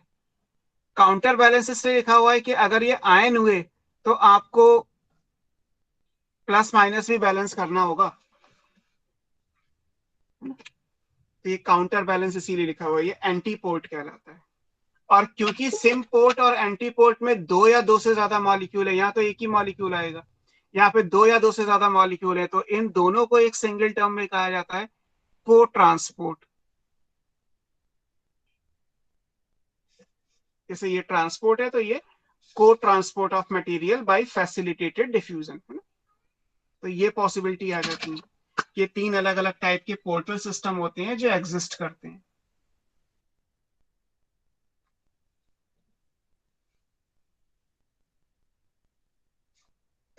ठीक है, तो ये चीजें याद रखिएगा। अब जहां तक बात है इनके एग्जाम्पल, अब इनके एग्जाम्पल ये तो एनसीईआरटी ने दे दिया। एग्जाम्पल फिर वही है कि ये तो पूरी बायो की बात है, इसमें ऐसा तो है नहीं कि यूनिपोर्ट केवल प्लांट में होता है या सिम्पोर्ट या एंटीपोर्ट केवल प्लांट में होते हैं। प्लांट के भी एग्जाम्पल पढ़ेंगे हम आगे, अभी नहीं पढ़ेंगे, आगे जब आएगा तब देखेंगे। लेकिन एनिमल के अंदर एग्जाम्पल कॉमन है। आप बताओ एंटीपोर्ट का एग्जाम्पल। सर जैसे हमारे आरबीसी में होता है कि क्लोराइड आयन अंदर आया, बाइकार्बोनेट आयन बाहर जाएगा। यस, है ना, that is the right answer. Chloride shift जो आप पढ़ते हैं आरबीसी में, कि Cl निगेटिव को काउंटर बैलेंस करने के लिए HCO3 निगेटिव यानी बाइकार्बोनेट आयन है ना। अब जैसे यही ऑलरेडी आप जब सर्च करोगे आर्काइव के क्वेश्चन, तो हो सकता है सर्कुलेशन में भी हो जाए। वर्ड यहां से लिया गया ट्रांसपोर्ट इन प्लांट से, एग्जाम्पल दिया गया सर्कुलेटरी सिस्टम का। ये नहीं होता कि ट्रांसपोर्ट इन प्लांट में लिखा है तो जी प्लांट का ही एग्जाम्पल चाहिए। ये जो आप पढ़ रहे हैं फैसिलिटेटेड डिफ्यूजन, ये बेसिकली प्लाज्मा मेम्ब्रेन की प्रॉपर्टी है। ये तो सेल मेम्ब्रेन की प्रॉपर्टी है ना, कैरियर मॉलिक्यूल को कैरी करना। कैरियर मॉलिक्यूल्स किसी बायोलॉजिकल मेम्ब्रेन के अलावा कहीं और तो ना बना लोगे, तो इसलिए आपको एग्जाम्पल सारे याद रखने हैं। और कोई एग्जाम्पल एंटीपोर्ट का क्लोराइड आयन शिफ्ट के अलावा? आपने सोडियम पोटेशियम पंप पढ़ा है या अभी पढ़ लोगे? सुना तो होगा नर्वस सिस्टम में। Yes sir. तो बहुत कॉमन एग्जाम्पल है, आई थिंक शायद 10th में भी दिया है थोड़ा सा। सोडियम पोटेशियम पंप की सोडियम आयन अंदर आएगा तो पोटेशियम काउंटर बैलेंस करने के लिए बाहर जाएगा। यस सर, ये यहाँ तो पे मैं आप, पढ़ा है। है ना, क्योंकि क्लोराइड शिफ्ट में भी दोनों जो है वो मोनोवैलेंट है, Cl निगेटिव SCO3 निगेटिव, और सोडियम पोटेशियम पंप भी मोनोवैलेंट है, K पॉजिटिव Na पॉजिटिव। तो यहाँ तो काउंटर बैलेंस आपको आसानी से समझ में आ रहा है। ऐसा भी केस आएगा जहां पे दो पोटेशियम एक कैल्शियम से बैलेंस किए जाएंगे, बिकॉज K पॉजिटिव है और Ca2 पॉजिटिव है। तो काउंटर बैलेंस में चार्ज बैलेंस करना पड़ेगा, बिकॉज इसके बाद का जब चैप्टर पढ़ोगे तो मिनरल न्यूट्रिशन है, उसमें आपको एक लाइन मिलेगी कि most of the minerals are absorb in ionic state. तो जब आप आयन का मूवमेंट कराओगे तो आयन में आपको ये काउंटर बैलेंस ध्यान में रखना है कि दोनों तरफ चार्ज बराबर आना चाहिए। अगर 2 पोटेशियम आपने अंदर से बाहर निकाले तो बदले में या तो 2 सोडियम को अंदर ले जाइए या 1 कैल्शियम को अंदर लिए जाइए, एक ही बात है। तो इसलिए मैंने ये काउंटर बैलेंस लिखा, जो आयन के लिए वर्ड यूज किया जाएगा कि आयन में आपको चार्ज ध्यान में रखना है कि किस तरीके से आप इस चीज को मैनेज करोगे। ठीक है, सर तो ये सिर्फ आयंस के लिए ही होगा एंटीपोर्ट वाला? नहीं नहीं, काउंटर बैलेंस को एक्चुअली हम वैसे समझते हैं क्योंकि इलेक्ट्रोलाइट जब आप केमिस्ट्री में पढ़ते हो तो उसकी प्रॉपर्टी कुछ वेरिएबल है। नॉन इलेक्ट्रोलाइट है जो आयोनाइज नहीं हो रहा, उसमें तो कोई दिक्कत ही नहीं है। 4 यहाँ पे मान लीजिए एक्स मॉलिक्यूल है तो 4 वाई से आपने काउंटर बैलेंस कर लिए, बट 4 एक्स और 4 वाई से होंगे। लेकिन आयन के केस में ये हो भी सकते हैं, नहीं भी हो सकते हैं। अगर आयन आपने डाईवैलेंट या मान लीजिए ट्राईवैलेंट ले लिया तो फिर आपको ध्यान में रखना है कि वैलेंसी आपको बेसिकली बराबर करनी है, आयन का नंबर बराबर नहीं करना है ना। इसलिए आयन के लिए ये वर्ड आपके लिए इंपॉर्टेंट है कि हमें काउंटर बैलेंस करना होता है, हमें सिर्फ बैलेंस नहीं करना होता। ऐसे देखोगे तो ये केवल बैलेंस है कि जी ए अंदर गया तो बी बाहर आ गया। बट अगर मैं ये कह दूं कि A is the Na positive and B is the Ca2 positive, तो एक्चुअली ये एंटीपोर्ट नहीं है। एक Ca2 पॉजिटिव अगर बाहर आ रहा है तो 2 Na पॉजिटिव अंदर जाने चाहिए, तभी ये वैलेंसी बराबर आएंगी। 2 पॉजिटिव के बदले 2 पॉजिटिव, है ना। इसलिए और ये सर सिम्पोर्ट जैसे जब होगा तो उसमें एक पॉजिटिव आयन और एक नेगेटिव आयन ऐसे करके चले जाएंगे? हाँ हाँ, वो तो बस उसमें हाँ एक जो भी, क्योंकि उसमें तो एक डायरेक्शन में हो रहा है ना, तो काउंटर या Yes, बैलेंस yes. वाली कोई बात ही नहीं आ रही। अगर आपको बाहर लेके आओगे तो फिर तो एंटीपोर्ट हो जाएगा। यहाँ पे तो ये कि 2 या 2 से ज्यादा मॉलिक्यूल केवल अंदर जा रहे हैं सेल के, जैसे उसके एग्जाम्पल भी आप जूलॉजी में पढ़ोगे। बताओ कोई नहीं एग्जाम्पल सर, मैं बता वो सकते पूछ हो? रही थी कि सिम्पोर्ट में भी आयंस जा सकते हैं ना? हाँ हाँ, जा सकते हैं, हम्म। और लेकिन जब सर आपने जाएंगे जो तो बाहर हेडिंग में नहीं हाई आएंगे। कंसंट्रेशन और लो कंसंट्रेशन लिखा है, ये ऐसे ही है ना? ये मतलब फिर हमने आप हाँ ये आप इसके लिए मान लीजिए, क्योंकि ओके आपको सर। फिर ये, क्योंकि बुक में एक डायरेक्शन से एक्चुअली फिगर बना हुआ है, इधर से इधर ये नहीं बना हुआ है, ऐसे ये बना हुआ है, ये नहीं बना हुआ, और इसमें तो काउंटर बैलेंस होता ही है ना। तो इसलिए मैंने पहले सोचा था कि वैसे बुक पढ़ा, बट कोई इशू नहीं है, वो जर्नलाइज है आपके, तो सब ब्रैकेट में लिख दिया है। मूवमेंट तो तभी यस होगा ना जब sir. High to low gradient होगा, बिकॉज आप पढ़ तो एक्चुअली पैसिव ट्रांसपोर्ट ही रहे हैं ना। तो इसलिए ये तो फिक्स है कि अगर यहाँ से यहाँ आ रहा है तो ये हाई और ये लो, अगर यहाँ से यहाँ जा रहा है तो ये हाई और ये low. Sir yes sodium sir. Potassium का हम जो पंप से पढ़ते हैं वो एक्टिव पढ़ते हैं, तो ये दूसरा है? नहीं नहीं, सोडियम पोटेशियम पंप में एनर्जी इस चीज के लिए नहीं चाहिए कि सोडियम आयन अंदर जाएगा या पोटेशियम बाहर आएगा। उसमें जो एक्टिव पढ़ते हो उसका रीजन किसी और स्टेप पे आएगा, एनर्जी किसी और चीज में खर्च होगी। पंप तो को ओपन ट्रांसपोर्ट कर, जो है वो कंसंट्रेशन ग्रेडियंट के अलोंग ही है? हाँ कॉन्सेंट्रेशन ग्रेडियंट के अलावा होगा, दैट्स वाई पैसिव। अगर आप सोडियम पोटेशियम पंप को कॉन्सेंट्रेशन के अगेंस्ट में ले जाओ तो फिर वो एक्टिव हो जाएगा। फैसिलिटेटेड डिफ्यूजन और एक्टिव ट्रांसपोर्ट में केवल ग्रेडियंट का ही तो फर्क है, कैरियर दोनों में चाहिए, दोनों ही मेम्ब्रेन के अक्रॉस होंगे। अब दोनों में डिफर क्या करेगा? दोनों में केवल डिफर ये करेगा कि अगर वो अलोंग द ग्रेडियंट है तो फैसिलिटेटेड डिफ्यूजन हो गया, अगर वो अगेंस्ट द ग्रेडियंट है तो एक्टिव हो गया। आप ऐसे भी कह सकते हो कि facilitated diffusion against the gradient is called active transport, same हो जाएगी बात, ओके सर। है ना। मान लीजिए सोडियम पोटेशियम पंप में आप ऐसा कोई डायग्राम बनाएं, मैं आपको ये रफ पेपर मान लीजिए कि लाइक ये मेम्ब्रेन है, हमें सोडियम पोटेशियम पंप का मतलब क्या है कि Na की कॉन्सेंट्रेशन अगर यहाँ जा रही है तो बदले में K पॉजिटिव यहाँ आ रहा है, तो आपके हिसाब से ये सोडियम पोटेशियम पंप हो गया।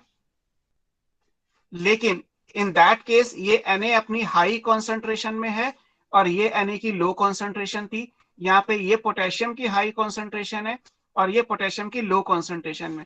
अब ये हुआ फैसिलिटेटेड डिफ्यूजन। अगर आप ये कहते हैं कि सर सोडियम पोटेशियम पंप ऐसा ही है,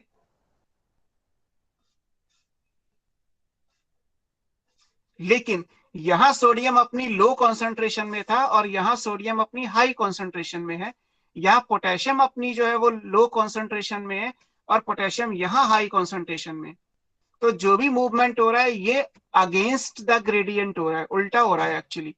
तो यही चीज बन गई एक्टिव ट्रांसपोर्ट।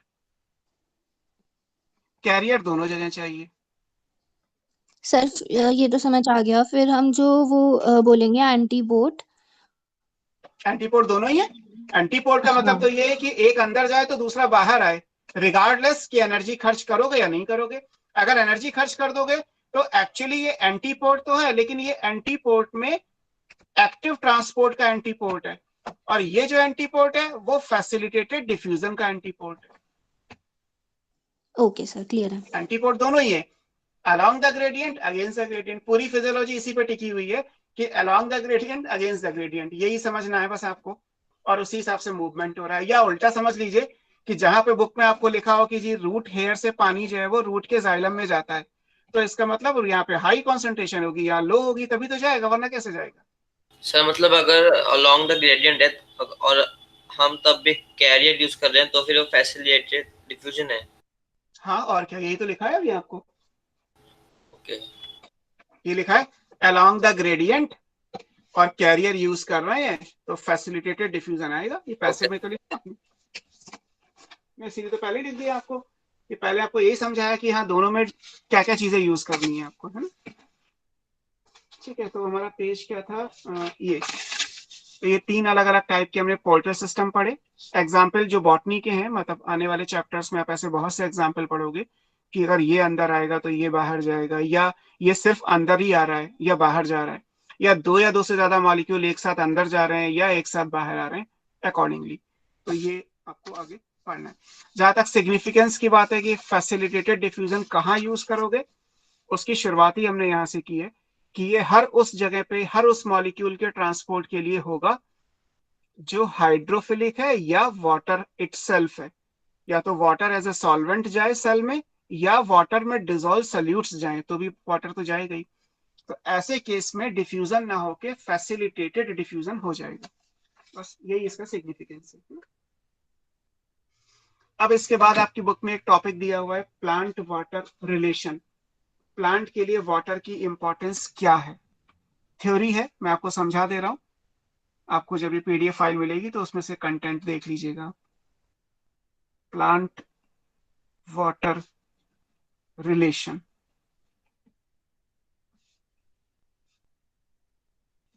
है ना, ये एक टॉपिक आपको मिलेगा।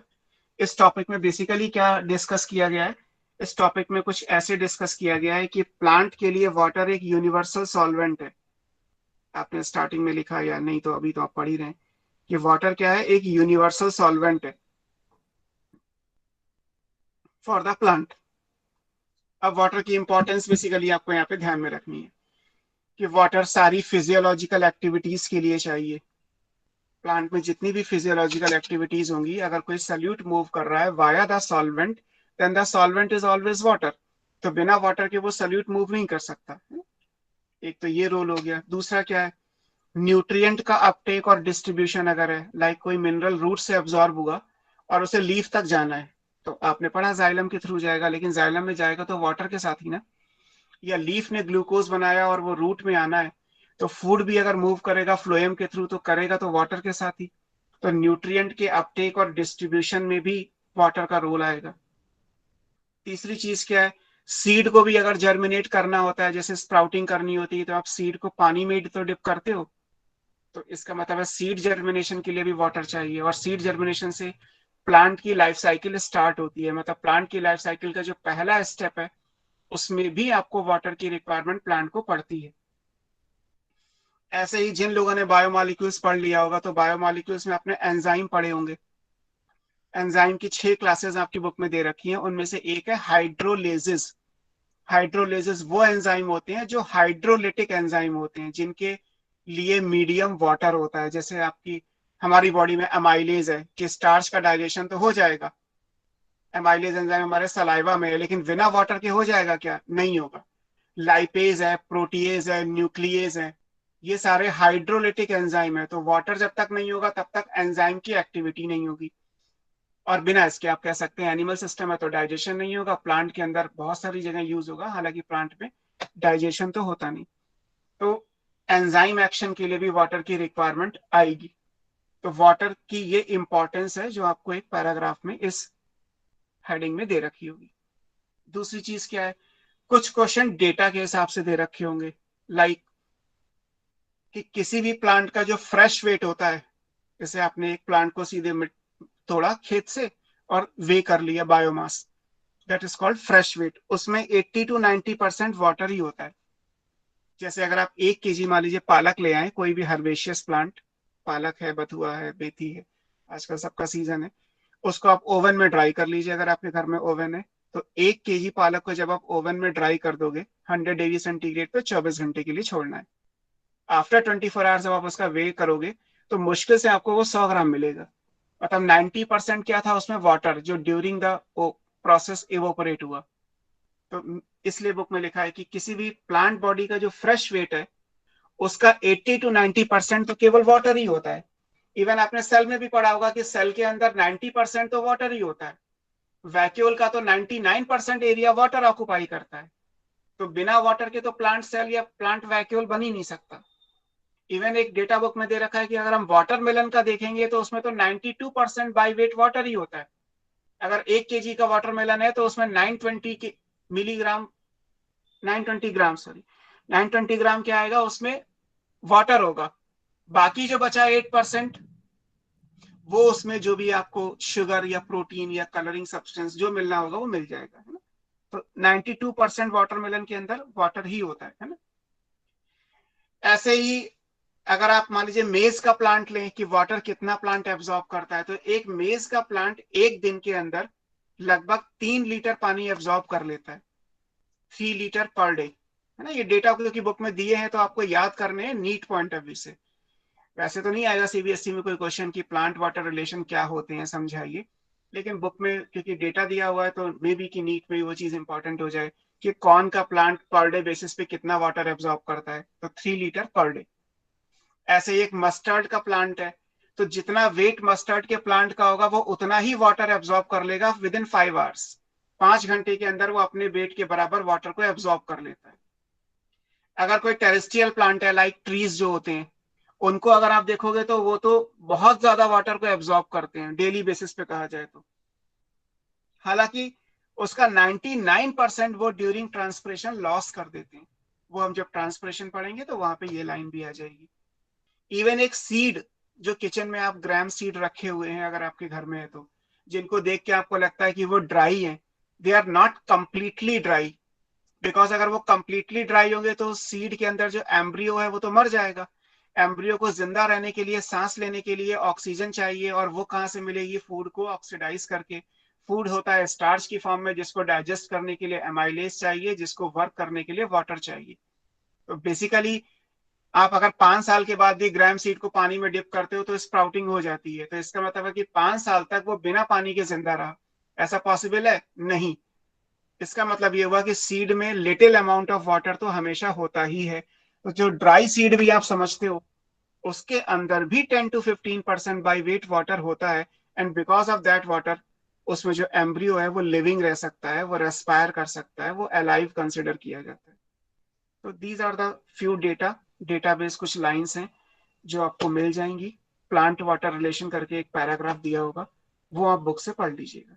ठीक है, हम इसके आगे वाले पॉइंट पे चलते हैं। एक्टिव ट्रांसपोर्ट में nothing is special. Active transport जितना था वो हमने शुरू में ही डिस्कस कर लिया। एक्टिव का सीधा सीधा मीनिंग है against the gradient, and for that it require energy and always require a carrier molecule which is liable to saturate, responsive to inhibitor, highly selective in nature। इतना सा ही एक्टिव ट्रांसपोर्ट है।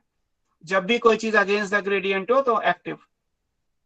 Passive में अलग अलग case में अलग अलग possibility है, लाइक डिफ्यूजन एक पॉसिबिलिटी थी, फिर एक फैसिलिटेटेड डिफ्यूजन भी पॉसिबिलिटी थी। अब हम तीसरी पॉसिबिलिटी पढ़ने वाले हैं, है ना। ये आप नोट से पढ़ लीजिएगा, मैं लिख दे रहा हूँ ताकि आपको याद रहे कि ये हेडिंग क्यों लिखी थी। आपको मिल जाएंगे, देयर आर फ्यू पॉइंट्स जो आपको याद करने हैं। Now next point is osmosis. अब हमें क्या पढ़ना है? ऑस्मोसिस पढ़ना है। ऑस्मोसिस क्या होता है? ऑस्मोसिस भी एक तरीके का डिफ्यूजन ही है। पहले हम समझते हैं परमेबिलिटी, है ना, कि परमेबिलिटी क्या होती है।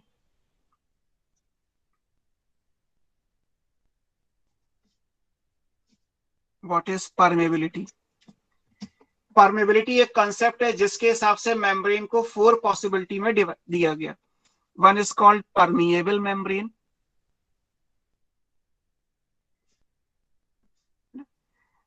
जो सल्यूट सॉल्वेंट, कोई एक मेम्ब्रेन बनाइए जिससे सल्यूट भी क्रॉस कर जाएगा, सॉल्वेंट भी क्रॉस कर जाएगा, है ना। लाइक ये एक मेम्ब्रेन है, दिस इज मेम्ब्रेन। अब ये मेम्ब्रेन का नेचर क्या है वो आपको यहां से मिलेगा, है ना। परमेबिलिटी क्या है, this is called nature of membrane. तो अगर कोई भी मेम्ब्रेन सल्यूट एंड सॉल्वेंट दोनों को अलाउ करे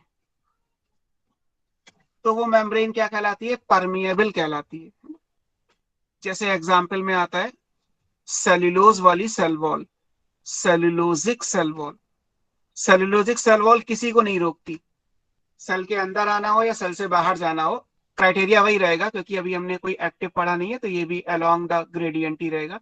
ये हाई ये लो, सल्यूट भी जाएगा सॉल्वेंट भी जाएगा बिना किसी रुकावट के। तो सेल्यूलोजिक सेल वॉल किसी को सर मना हम नहीं लोग करेगा। सिलेक्टिव परमिएबल भी हो वो सकता भी है हम और पढ़ेंगे ना, अभी तो पहला पढ़ा है हमने, अभी तो फर्स्ट पढ़ा है, दैट इज परमिएबल, है ना, जो किसी को नहीं मना कर रही। दूसरा क्या होता है, इम्परमिएबल, जो किसी को जाने नहीं देगी, ना सल्यूट को ना सॉल्वेंट को। Solute and solvent do not cross, किसी को नहीं जाने देगी, है ना। जैसे बताओ एग्जाम्पल, कोई भी ऐसी लेयर या वॉल आपने पढ़ी है जो वाटर को ना जाने दे, और वाटर नहीं जाएगा तो वाटर में डिसॉल्व सल्यूट्स भी नहीं जाएंगे। बताओ, एनाटॉमी में पढ़ाया था। Sir waxy layer. क्या था, सब्सटेंस क्या था। सर सुबेरिन की लेयर, चल हाँ सर सुबेरिन की डिपोजिशन थी। हाँ, तो ये कहलाएगा सुबेराइज्ड सेल वॉल।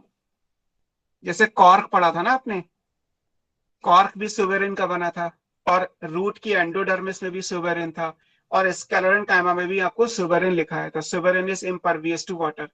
तो अगर कोई सुबेरिन की सेल वॉल है, जैसे कॉर्क के अंदर आएगा, तो कॉर्क की सेल में ना तो वाटर, जब वाटर ही नहीं जाएगा तो वाटर में डिसॉल्व सल्यूट्स भी कैसे जाएंगे। तो ना तो सल्यूट को क्रॉस होने देगी ना सॉल्वेंट को क्रॉस होने देगी। मतलब ये मेम्ब्रेन परमिएबल है अगर ये ऑप्शन है, तो यही मेम्ब्रेन इम्परमिएबल है अगर ये ऑप्शन है। तो अब आती हैं दो और, एक कहलाती है सेमी परमिएबल,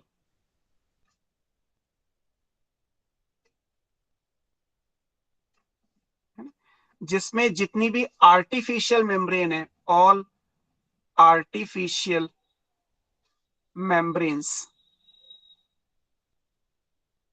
आर्टिफिशियल मेम्ब्रेन के एग्जाम्पल में जैसे सेलोफेन, सेलोफेन एक पेपर जैसा होता है मेम्ब्रेन, जो आरओ के अंदर फिल्टर लगा होता है ना, उसमें मेम्ब्रेन फिल्टर होता है। कभी आरओ की सर्विसिंग करने वाला आपके घर आए तो उससे पूछिएगा कि आपके आरओ में जो 4 फिल्टर हैं या 5 फिल्टर भी लगे होते हैं आजकल, तो उसमें से एक मेम्ब्रेन फिल्टर जरूर होगा। तो उस मेम्ब्रेन फिल्टर को अगर आप खोल के देखेंगे तो अंदर एक रोल होगा जिसपे पेपर जैसा कुछ लिपटा हुआ है, तो दैट इज आर्टिफिशियल मेम्ब्रेन, उसको हम सेलोफेन बोलते हैं, है ना। या और भी आती है अलग अलग नाम से, सेलोफेन याद रखिए। ये सेमी परमेबल है, ये सल्यूट को क्रॉस नहीं होने देंगी, लेकिन सॉल्वेंट क्रॉस हो जाएगा, है ना। They do not restrict solvent molecule to cross, but totally restrict the solute molecule to cross. तो वो मेम्ब्रेन क्या कहलाती है, सेमी परमेबल कहलाती है ना? और फिर लास्ट आती है जो आपने अभी पूछा था, that is called selective permeable. Selectively, या इसको हम बोलते हैं डिफरेंशियली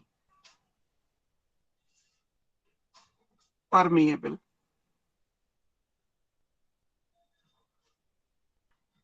जिसमें सारी बायोलॉजिकल मेम्ब्रेन आती हैं, जितनी लिविंग सेल में आप पढ़ते हैं, ऑल बायोलॉजिकल मेम्ब्रेन। जैसे सेल मेम्ब्रेन है, न्यूक्लियर मेम्ब्रेन है, chloroplast, mitochondria, ER, Golgi body, lysosome, ये सब मेम्ब्रेन वाले ऑर्गेनेल आपने पढ़े। वैक्यूल की मेम्ब्रेन है, these all are biological membrane. तो जो बायोलॉजिकल मेम्ब्रेन होती हैं वो सिलेक्टिव परमेबल होती हैं। सिलेक्टिव परमेबल का मतलब क्या है कि ये सॉल्वेंट के मॉलिक्यूल को तो अलाउ करेगा, but there are few solute. अब ये फ्यू कौन से हैं? That depends on the nature. सारे नहीं, फ्यू सल्यूट लिखा हुआ है तो इसका मतलब ये हुआ कि area to area, organism to organism, need of the cell सब वेरिएबल है, बट टाइम टू टाइम पे ये डिसाइड हो जाएगा कि कोई भी सल्यूट लेना है या नहीं लेना है ना। लेकिन अगर ये वाला होगा तो ये कोई सल्यूट नहीं लेगा, ये वाला है तो सारे सल्यूट लेगा, और ये वाला है तो कोई भी सल्यूट नहीं लेगा। तो मैंने आपको बहुत क्लियर वे में समझाया कि जो परमेबिलिटी का कॉन्सेप्ट है वो क्या है, कब कौन सी मेम्ब्रेन किस चीज को अलाउ करती है और किसको अलाउ नहीं करती है। तो आपको पहले ये समझना है कि मेम्ब्रेन की परमेबिलिटी होती क्या है। तो एक फ्रीली परमेबल है like cellulosic cell wall which allow solute as well as solvent to cross across it. एक इम्परमेबल है which do not allow solute and solvent molecule to cross against it, that is suberise cell wall. एक semi permeable है which allow only solvent molecule to cross, not any solute molecule to cross against it. और एक selective permeable है which allow solvent and restricted salute, इसीलिए selective है, ये choose करेगी कि ये मेम्ब्रेन किस सल्यूट को लेना है और किसको नहीं लेना है, इसीलिए उसका नाम सिलेक्टिव परमेबल दिया गया है। तो जैसे कई बार होता है कि प्लाज्मा मेम्ब्रेन कैसी होती है, जब तक ये ऑप्शन में नहीं होता हम सेमी परमेबल मान लेते हैं, लेकिन एक्चुअली प्लाज्मा मेम्ब्रेन का स्टेटस क्या है, क्योंकि वो बायोलॉजिकल मेम्ब्रेन है इसलिए वो सिलेक्टिव परमेबल होती है ना। तो पहले तो आपको ये याद रखना है कि मेम्ब्रेन कैसी होती है। अब इसमें हम ऑस्मोसिस पे चलते हैं। ऑस्मोसिस को केमिस्ट्री में डिफाइन किया गया था। ऑस्मोसिस को एक पर्सन है टॉवर्ट, जिन्होंने एक आर्टिफिशियल मेम्ब्रेन बना के ये प्रोसेस कंप्लीट किया। तो ऑस्मोसिस की डिस्कवरी बेसिकली केमिस्ट्री में हुई है ना। तो ऑस्मोसिस हमेशा जब डेफिनेशन में आएगा तो वर्ड लिखा होगा सेमी परमेबल। हालांकि वही ऑस्मोसिस अगर बायोलॉजी में है, क्योंकि सॉल्वेंट यहाँ भी क्रॉस हो रहा है यहाँ भी क्रॉस हो रहा है। बायोलॉजिकल मेम्ब्रेन भी सॉल्वेंट को 100% अलाउ कर रही है, सेमी परमेबल भी सॉल्वेंट को 100% कर रही है। बस यहाँ सल्यूट डिसाइड हो सकते हैं, यहाँ सल्यूट जीरो हो जाएंगे। तो ऑस्मोसिस की डेफिनेशन सेमी परमेबल के अकॉर्डिंग है, हालांकि उसको हम बायोलॉजी में अप्लाई करेंगे, ये इंपॉर्टेंट है। टर्न कर दो शीट। अब सर ऑस्मोसिस कोई बायोलॉजिकल मेम्ब्रेन है जो सेमी हो? हाँ, बायोलॉजिकल मेम्ब्रेन सिलेक्टिव परमेबल होंगी। अगर ये नहीं दिया हुआ है तो आप ये टिक कर लीजिए, क्योंकि लोअर क्लास में यूजुअली यही कह देते हैं कि इस प्लाज्मा मेम्ब्रेन कैसी होती है, तो अधिकतर जगह यही बोल दिया जाता है कि सेमी परमेबल है, बट एक्चुअली वो सेमी ना होकर सिलेक्टिव परमेबल है। ओके सर, ठीक है।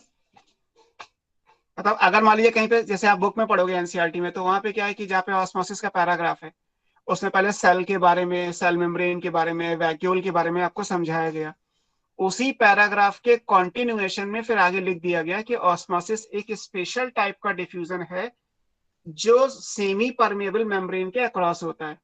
सुबह ही मुझसे किसी ने क्वेश्चन कहा एनसीईआरटी को स्क्रीनशॉट लेके कि सर इसमें तो ये लिखा है कि ऑस्मोसिस सेमी परमेबल के अकॉर्डिंग होता है। तो मैंने बोला कि ऑस्मोसिस की डिस्कवरी सेमी परमेबल में हुई थी, तो सही लिखा हुआ है। नहीं सर, इसमें तो रेफरेंस बायोलॉजी का दे रखा है तो सिलेक्टिव होना चाहिए। तो सिलेक्टिव भी कर लीजिए, वो तो आपको क्वेश्चन के अकॉर्डिंग आंसर करना है, वो तो टेक्स्ट एक रेफरेंस में दिया हुआ है। तो आपको ये ध्यान में रखना है कि ठीक है, बायोलॉजी का पैराग्राफ है तो यही आंसर आना चाहिए, हालांकि डिस्कवरी के हिसाब से आंसर यही है। जब भी ये क्वेश्चन हो कि ऑस्मोसिस किस मेम्ब्रेन के अक्रॉस होता है, ये 4 ऑप्शन है, तो आंसर यही आएगा, सेमी परमेबल। फिर आप ये चूज नहीं करोगे क्योंकि डिस्कवरी ऑस्मोसिस की यहां से हुई थी ना। अब देखते हैं ऑस्मोसिस में क्या क्या है। सर मतलब बोथ 1 और 2 करके दिया हो तो फिर दोनों लेंगे ना? नहीं नहीं नहीं, दिया ही नहीं होगा क्योंकि गलत हो जाएगा। एक्चुअली क्वेश्चन बनाने वाले भी सोच समझ के देते हैं, ऐसे नहीं दिया होगा, है ना। सो ऑस्मोसिस को डिफाइन कैसे करेंगे? What is osmosis? ऑस्मोसिस में एक तो आपको ये ध्यान में रखना है कि डिफ्यूजन करना है ऑफ सॉल्वेंट। सॉल्वेंट क्या है? वाटर ओनली, किसी भी सल्यूट का नहीं होगा। जो चीज मूव करेगी वो फिक्स हो गई, दैट इज वाटर। जबकि डिफ्यूजन में मूव क्या कर रहा था? मॉलिक्यूल, आयन, पार्टिकल, कोई भी चीज मूव कर रही थी। यहाँ मूव क्या करेगा? वाटर मूव करेगा। कहां से करेगा? From the area of its का मतलब वाटर की high concentration to the area of its lower concentration.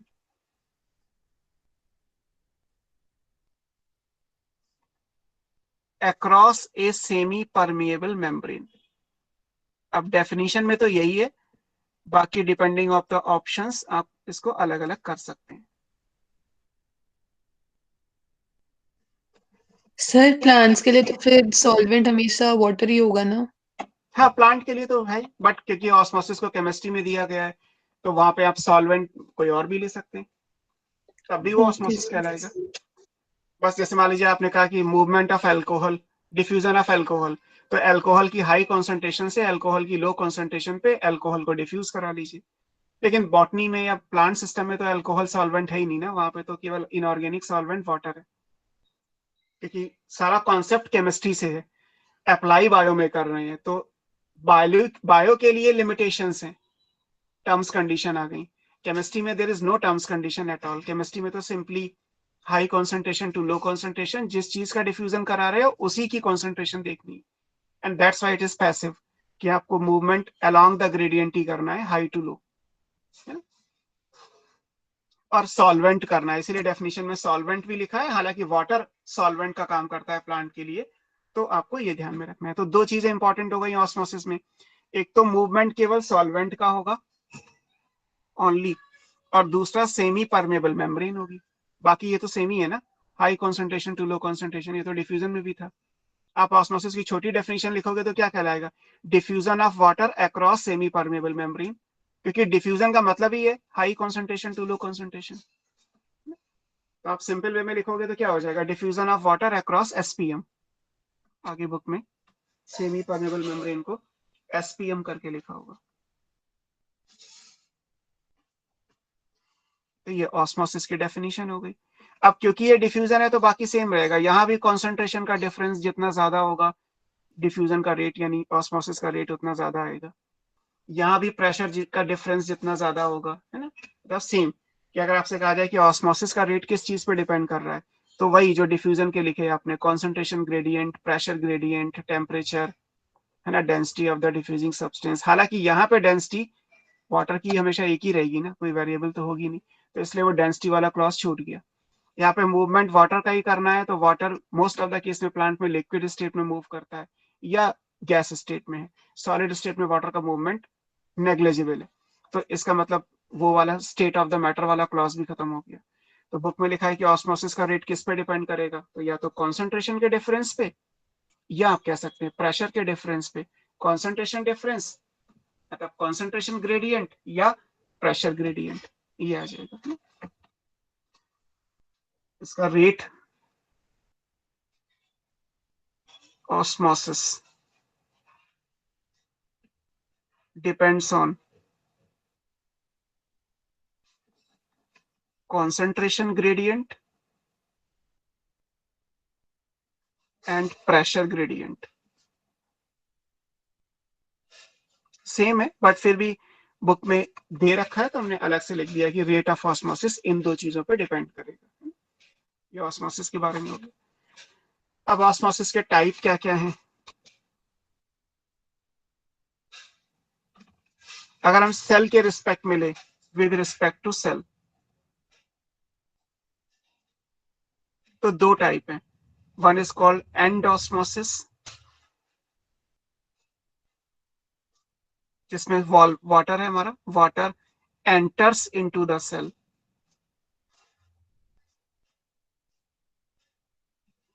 है ना, सेल के अंदर पानी जाएगा। इसका मतलब बाहर पानी ज्यादा होगा, सेल के अंदर कम, तो पानी हाई से लो कॉन्सेंट्रेशन पे जाएगा, क्योंकि सेल के अंदर जा रहा है, तो एंडोस्मोसिस हो गई। एग्जाम्पल क्या दोगे, फॉर एग्जाम्पल अगर आप इसको रेजिन को, किशमिश को पानी में डाल दीजिए तो वो स्वेल कर जाती है। Resin placed in water,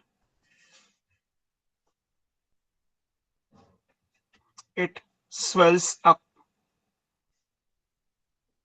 increasing its volume, उसका वॉल्यूम बढ़ जाएगा। होता है ना, किशमिश को पानी में डाल दीजिए तो फूल जाती है, खीर में डाल देते हैं तो फूल जाती है। तो क्यों फूल जाएगी? बिकॉज किशमिश के अंदर पानी 0 और पानी बाहर है, तो हाई कॉन्सेंट्रेशन, हाई टू लो जाना है, बीच में सेमी परमेबल मेम्ब्रेन आई जाएगी। हालांकि किशमिश डेड हो चुकी है, बट फिर भी वो प्लाज्मा मेम्ब्रेन की जगह वो सेमी परमेबल का काम तो कर ही देगी, सॉल्वेंट के मॉलिक्यूल अंदर चले जाएंगे, तो ये एंड ऑस्मोसिस हो गया। ऐसे ही अगर बाहर आ गए तो exosmosis, water comes out from the cell.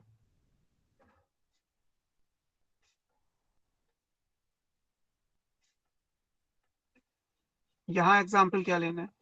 यहाँ पे एग्जाम्पल आप सिंपल ले लीजिए, ग्रेप्स को आप शुगर सिरप में डाल दीजिए, एक अंगूर को चाशनी में डाल दीजिए, तो ग्रेप के अंदर वाटर ज्यादा है और चाशनी यानी शुगर सिरप कॉन्सेंट्रेटेड है, तो उसमें वाटर कम है, तो ग्रेप से पानी बाहर निकल के आ जाएगा, high concentration to low concentration, और फिर वो श्रिंक करके किशमिश बन जाएगा।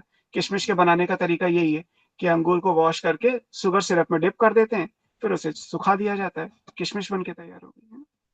यहाँ पे क्या आएगा? Grapes placed in concentrated sugar solution या सिरप, कुछ भी लिख लीजिए, तो होगा क्या? दे श्रिंक, रिजल्ट क्या होगा? श्रिंक कर जाएंगे, डिक्रीजिंग द वॉल्यूम, इनका जो वॉल्यूम है वो कम हो जाएगा।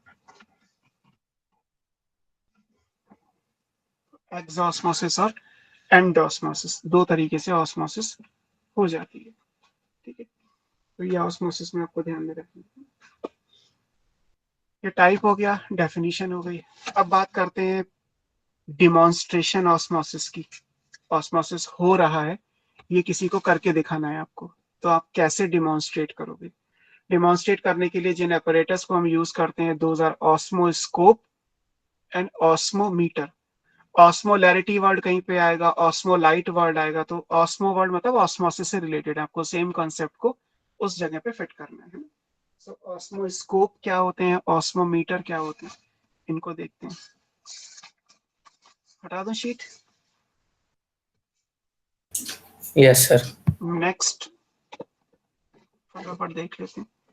डिमॉन्स्ट्रेशन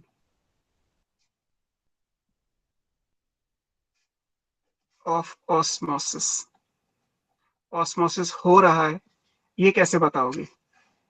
अभी तो स्कूल आप लोग जा नहीं रहे, बट 11th में ही प्रैक्टिकल है पोटैटो ऑस्मोस्कोप का। पोटैटो ऑस्मोस्कोप सीबीएसई के प्रैक्टिकल में है ये। ऑस्मोस्कोप जिससे ऑस्मोसिस हो रही है ये दिखा सकते हैं। करना क्या है, एक पोटैटो यानी एक आलू लेना है, उसके बाद उसको छील के उसमें से एक स्कूप बना दीजिए, एक कैविटी बना दीजिए। इस कैविटी में यहाँ पे अंदर तक मार्क करके आप शुगर सोल्यूशन रख दीजिए, और इस पूरे को आप जो है वो केयरफुली वाटर में प्लेस कर दीजिए।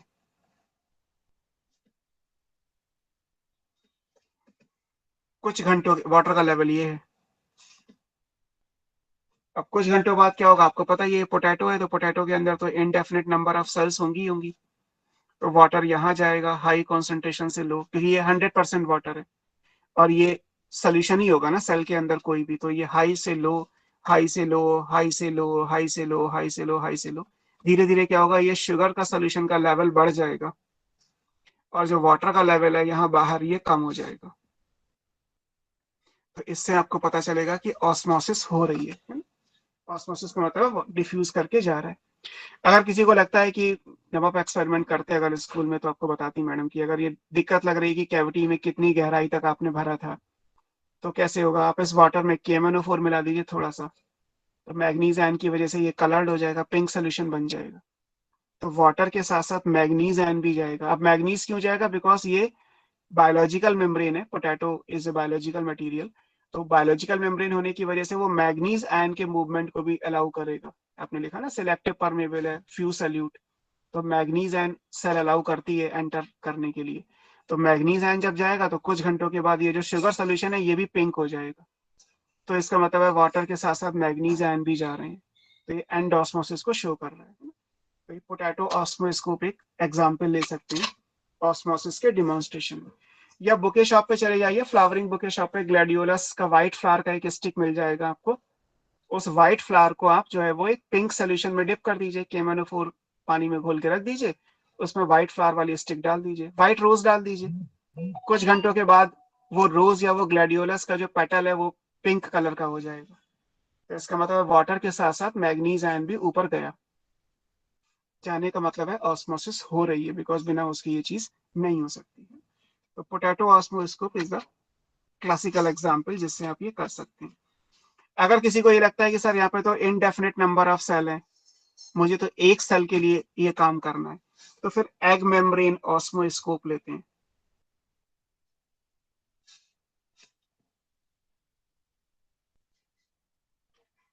ये हमने जब मैंने 10th किया था तब हमारे सिलेबस में यूपी बोर्ड में यही था, एग मेम्ब्रेन ऑस्मोस्कोप। आजकल सीबीएसई में पोटैटो ऑस्मोस्कोप है। एग मेम्ब्रेन का मतलब क्या है? एक एग एक सिंगल सेल को रिप्रेजेंट करता है। हल्का सा एग का जो फ्लैट वाला पॉइंट होता है वहां पे प्रेशर डालिए, उसका शेल तोड़िए हल्का सा, और फिर उसे उल्टा कर दीजिए, तो जितना भी एग में लिक्विड कंटेंट, योक और बाकी जो होगा पोर्शन एल्बुमिन, वो सारा रिमूव हो जाएगा, आपको एक एग का शेल मिल जाएगा। उसको आप 0.5 मोलर HCl सोल्यूशन में डिप कर दीजिए, तो जो कैल्शियम कार्बोनेट है वो डिजोल्व हो जाएगा। आपको क्या मिलेगा? आपको बस एक एग की मेम्ब्रेन मिल जाएगी पूरी की पूरी, लाइक दिस। इसको आप एक ग्लास रॉड से बांध दीजिए। ये हमने इसको बांध दिया। अब इसके अंदर हमने यहाँ पे केयरफुली शुगर सोल्यूशन रखा हुआ है इस लेवल तक फॉर एग्जांपल, और इसको उठा के आप वाटर में डिप कर दीजिए।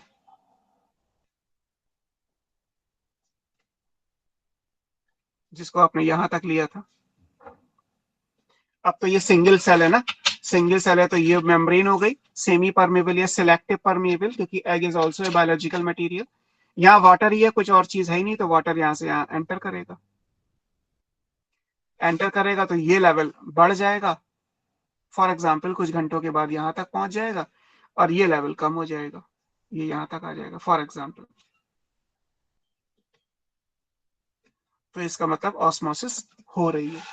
ये एग मेम्ब्रेन ऑस्मोस्कोप है, ऊपर पोटैटो ऑस्मोस्कोप था। दोनों तरीके से आप कर सकते हैं। लेकिन फिर वही बात है, केमिस्ट्री में कैसे करोगे? ये तो हो गई बायोलॉजी की बात। केमिस्ट्री में जो यूज करते हैं, जो आपकी बुक में भी बना है, वो एक फनल होती है स्पेशल टाइप की, उसको हम थिस्टिल फनल कहते हैं। और उससे आप मेजरमेंट भी कर सकते हैं, कैलकुलेशन भी कर सकते हैं कि 1 घंटे में कितना सोल्यूशन राइज करेगा, ये भी पता कर सकते हैं। यहाँ पे हम ये नहीं कह सकते कि 1 घंटे के अंदर कितना सेंटीमीटर, क्योंकि यहाँ पे कोई मेजरमेंट नहीं है।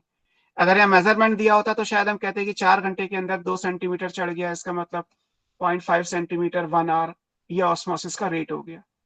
तो ये सारी चीजें पता करने के लिए हमें एक प्रॉपर एपरेटस चाहिए जिससे मैथमेटिकल कैलकुलेशन की जा सकती है। तो दैट इज कॉल्ड थिस्टिल फनल, वो आप कल पढ़ लीजिएगा। उसी से फिर हम ऑस्मोटिक प्रेशर पे जाएंगे, क्योंकि ऑस्मोटिक प्रेशर की कैलकुलेशन थिस्टिल फनल ऑस्मोमीटर को यूज करके की जाती है। ठीक, आज के लिए इतना ही, बाकी करते हैं फिर धीरे धीरे। Good night sir. Good night sir. Good night बेटा, good night. Good night sir. Good night.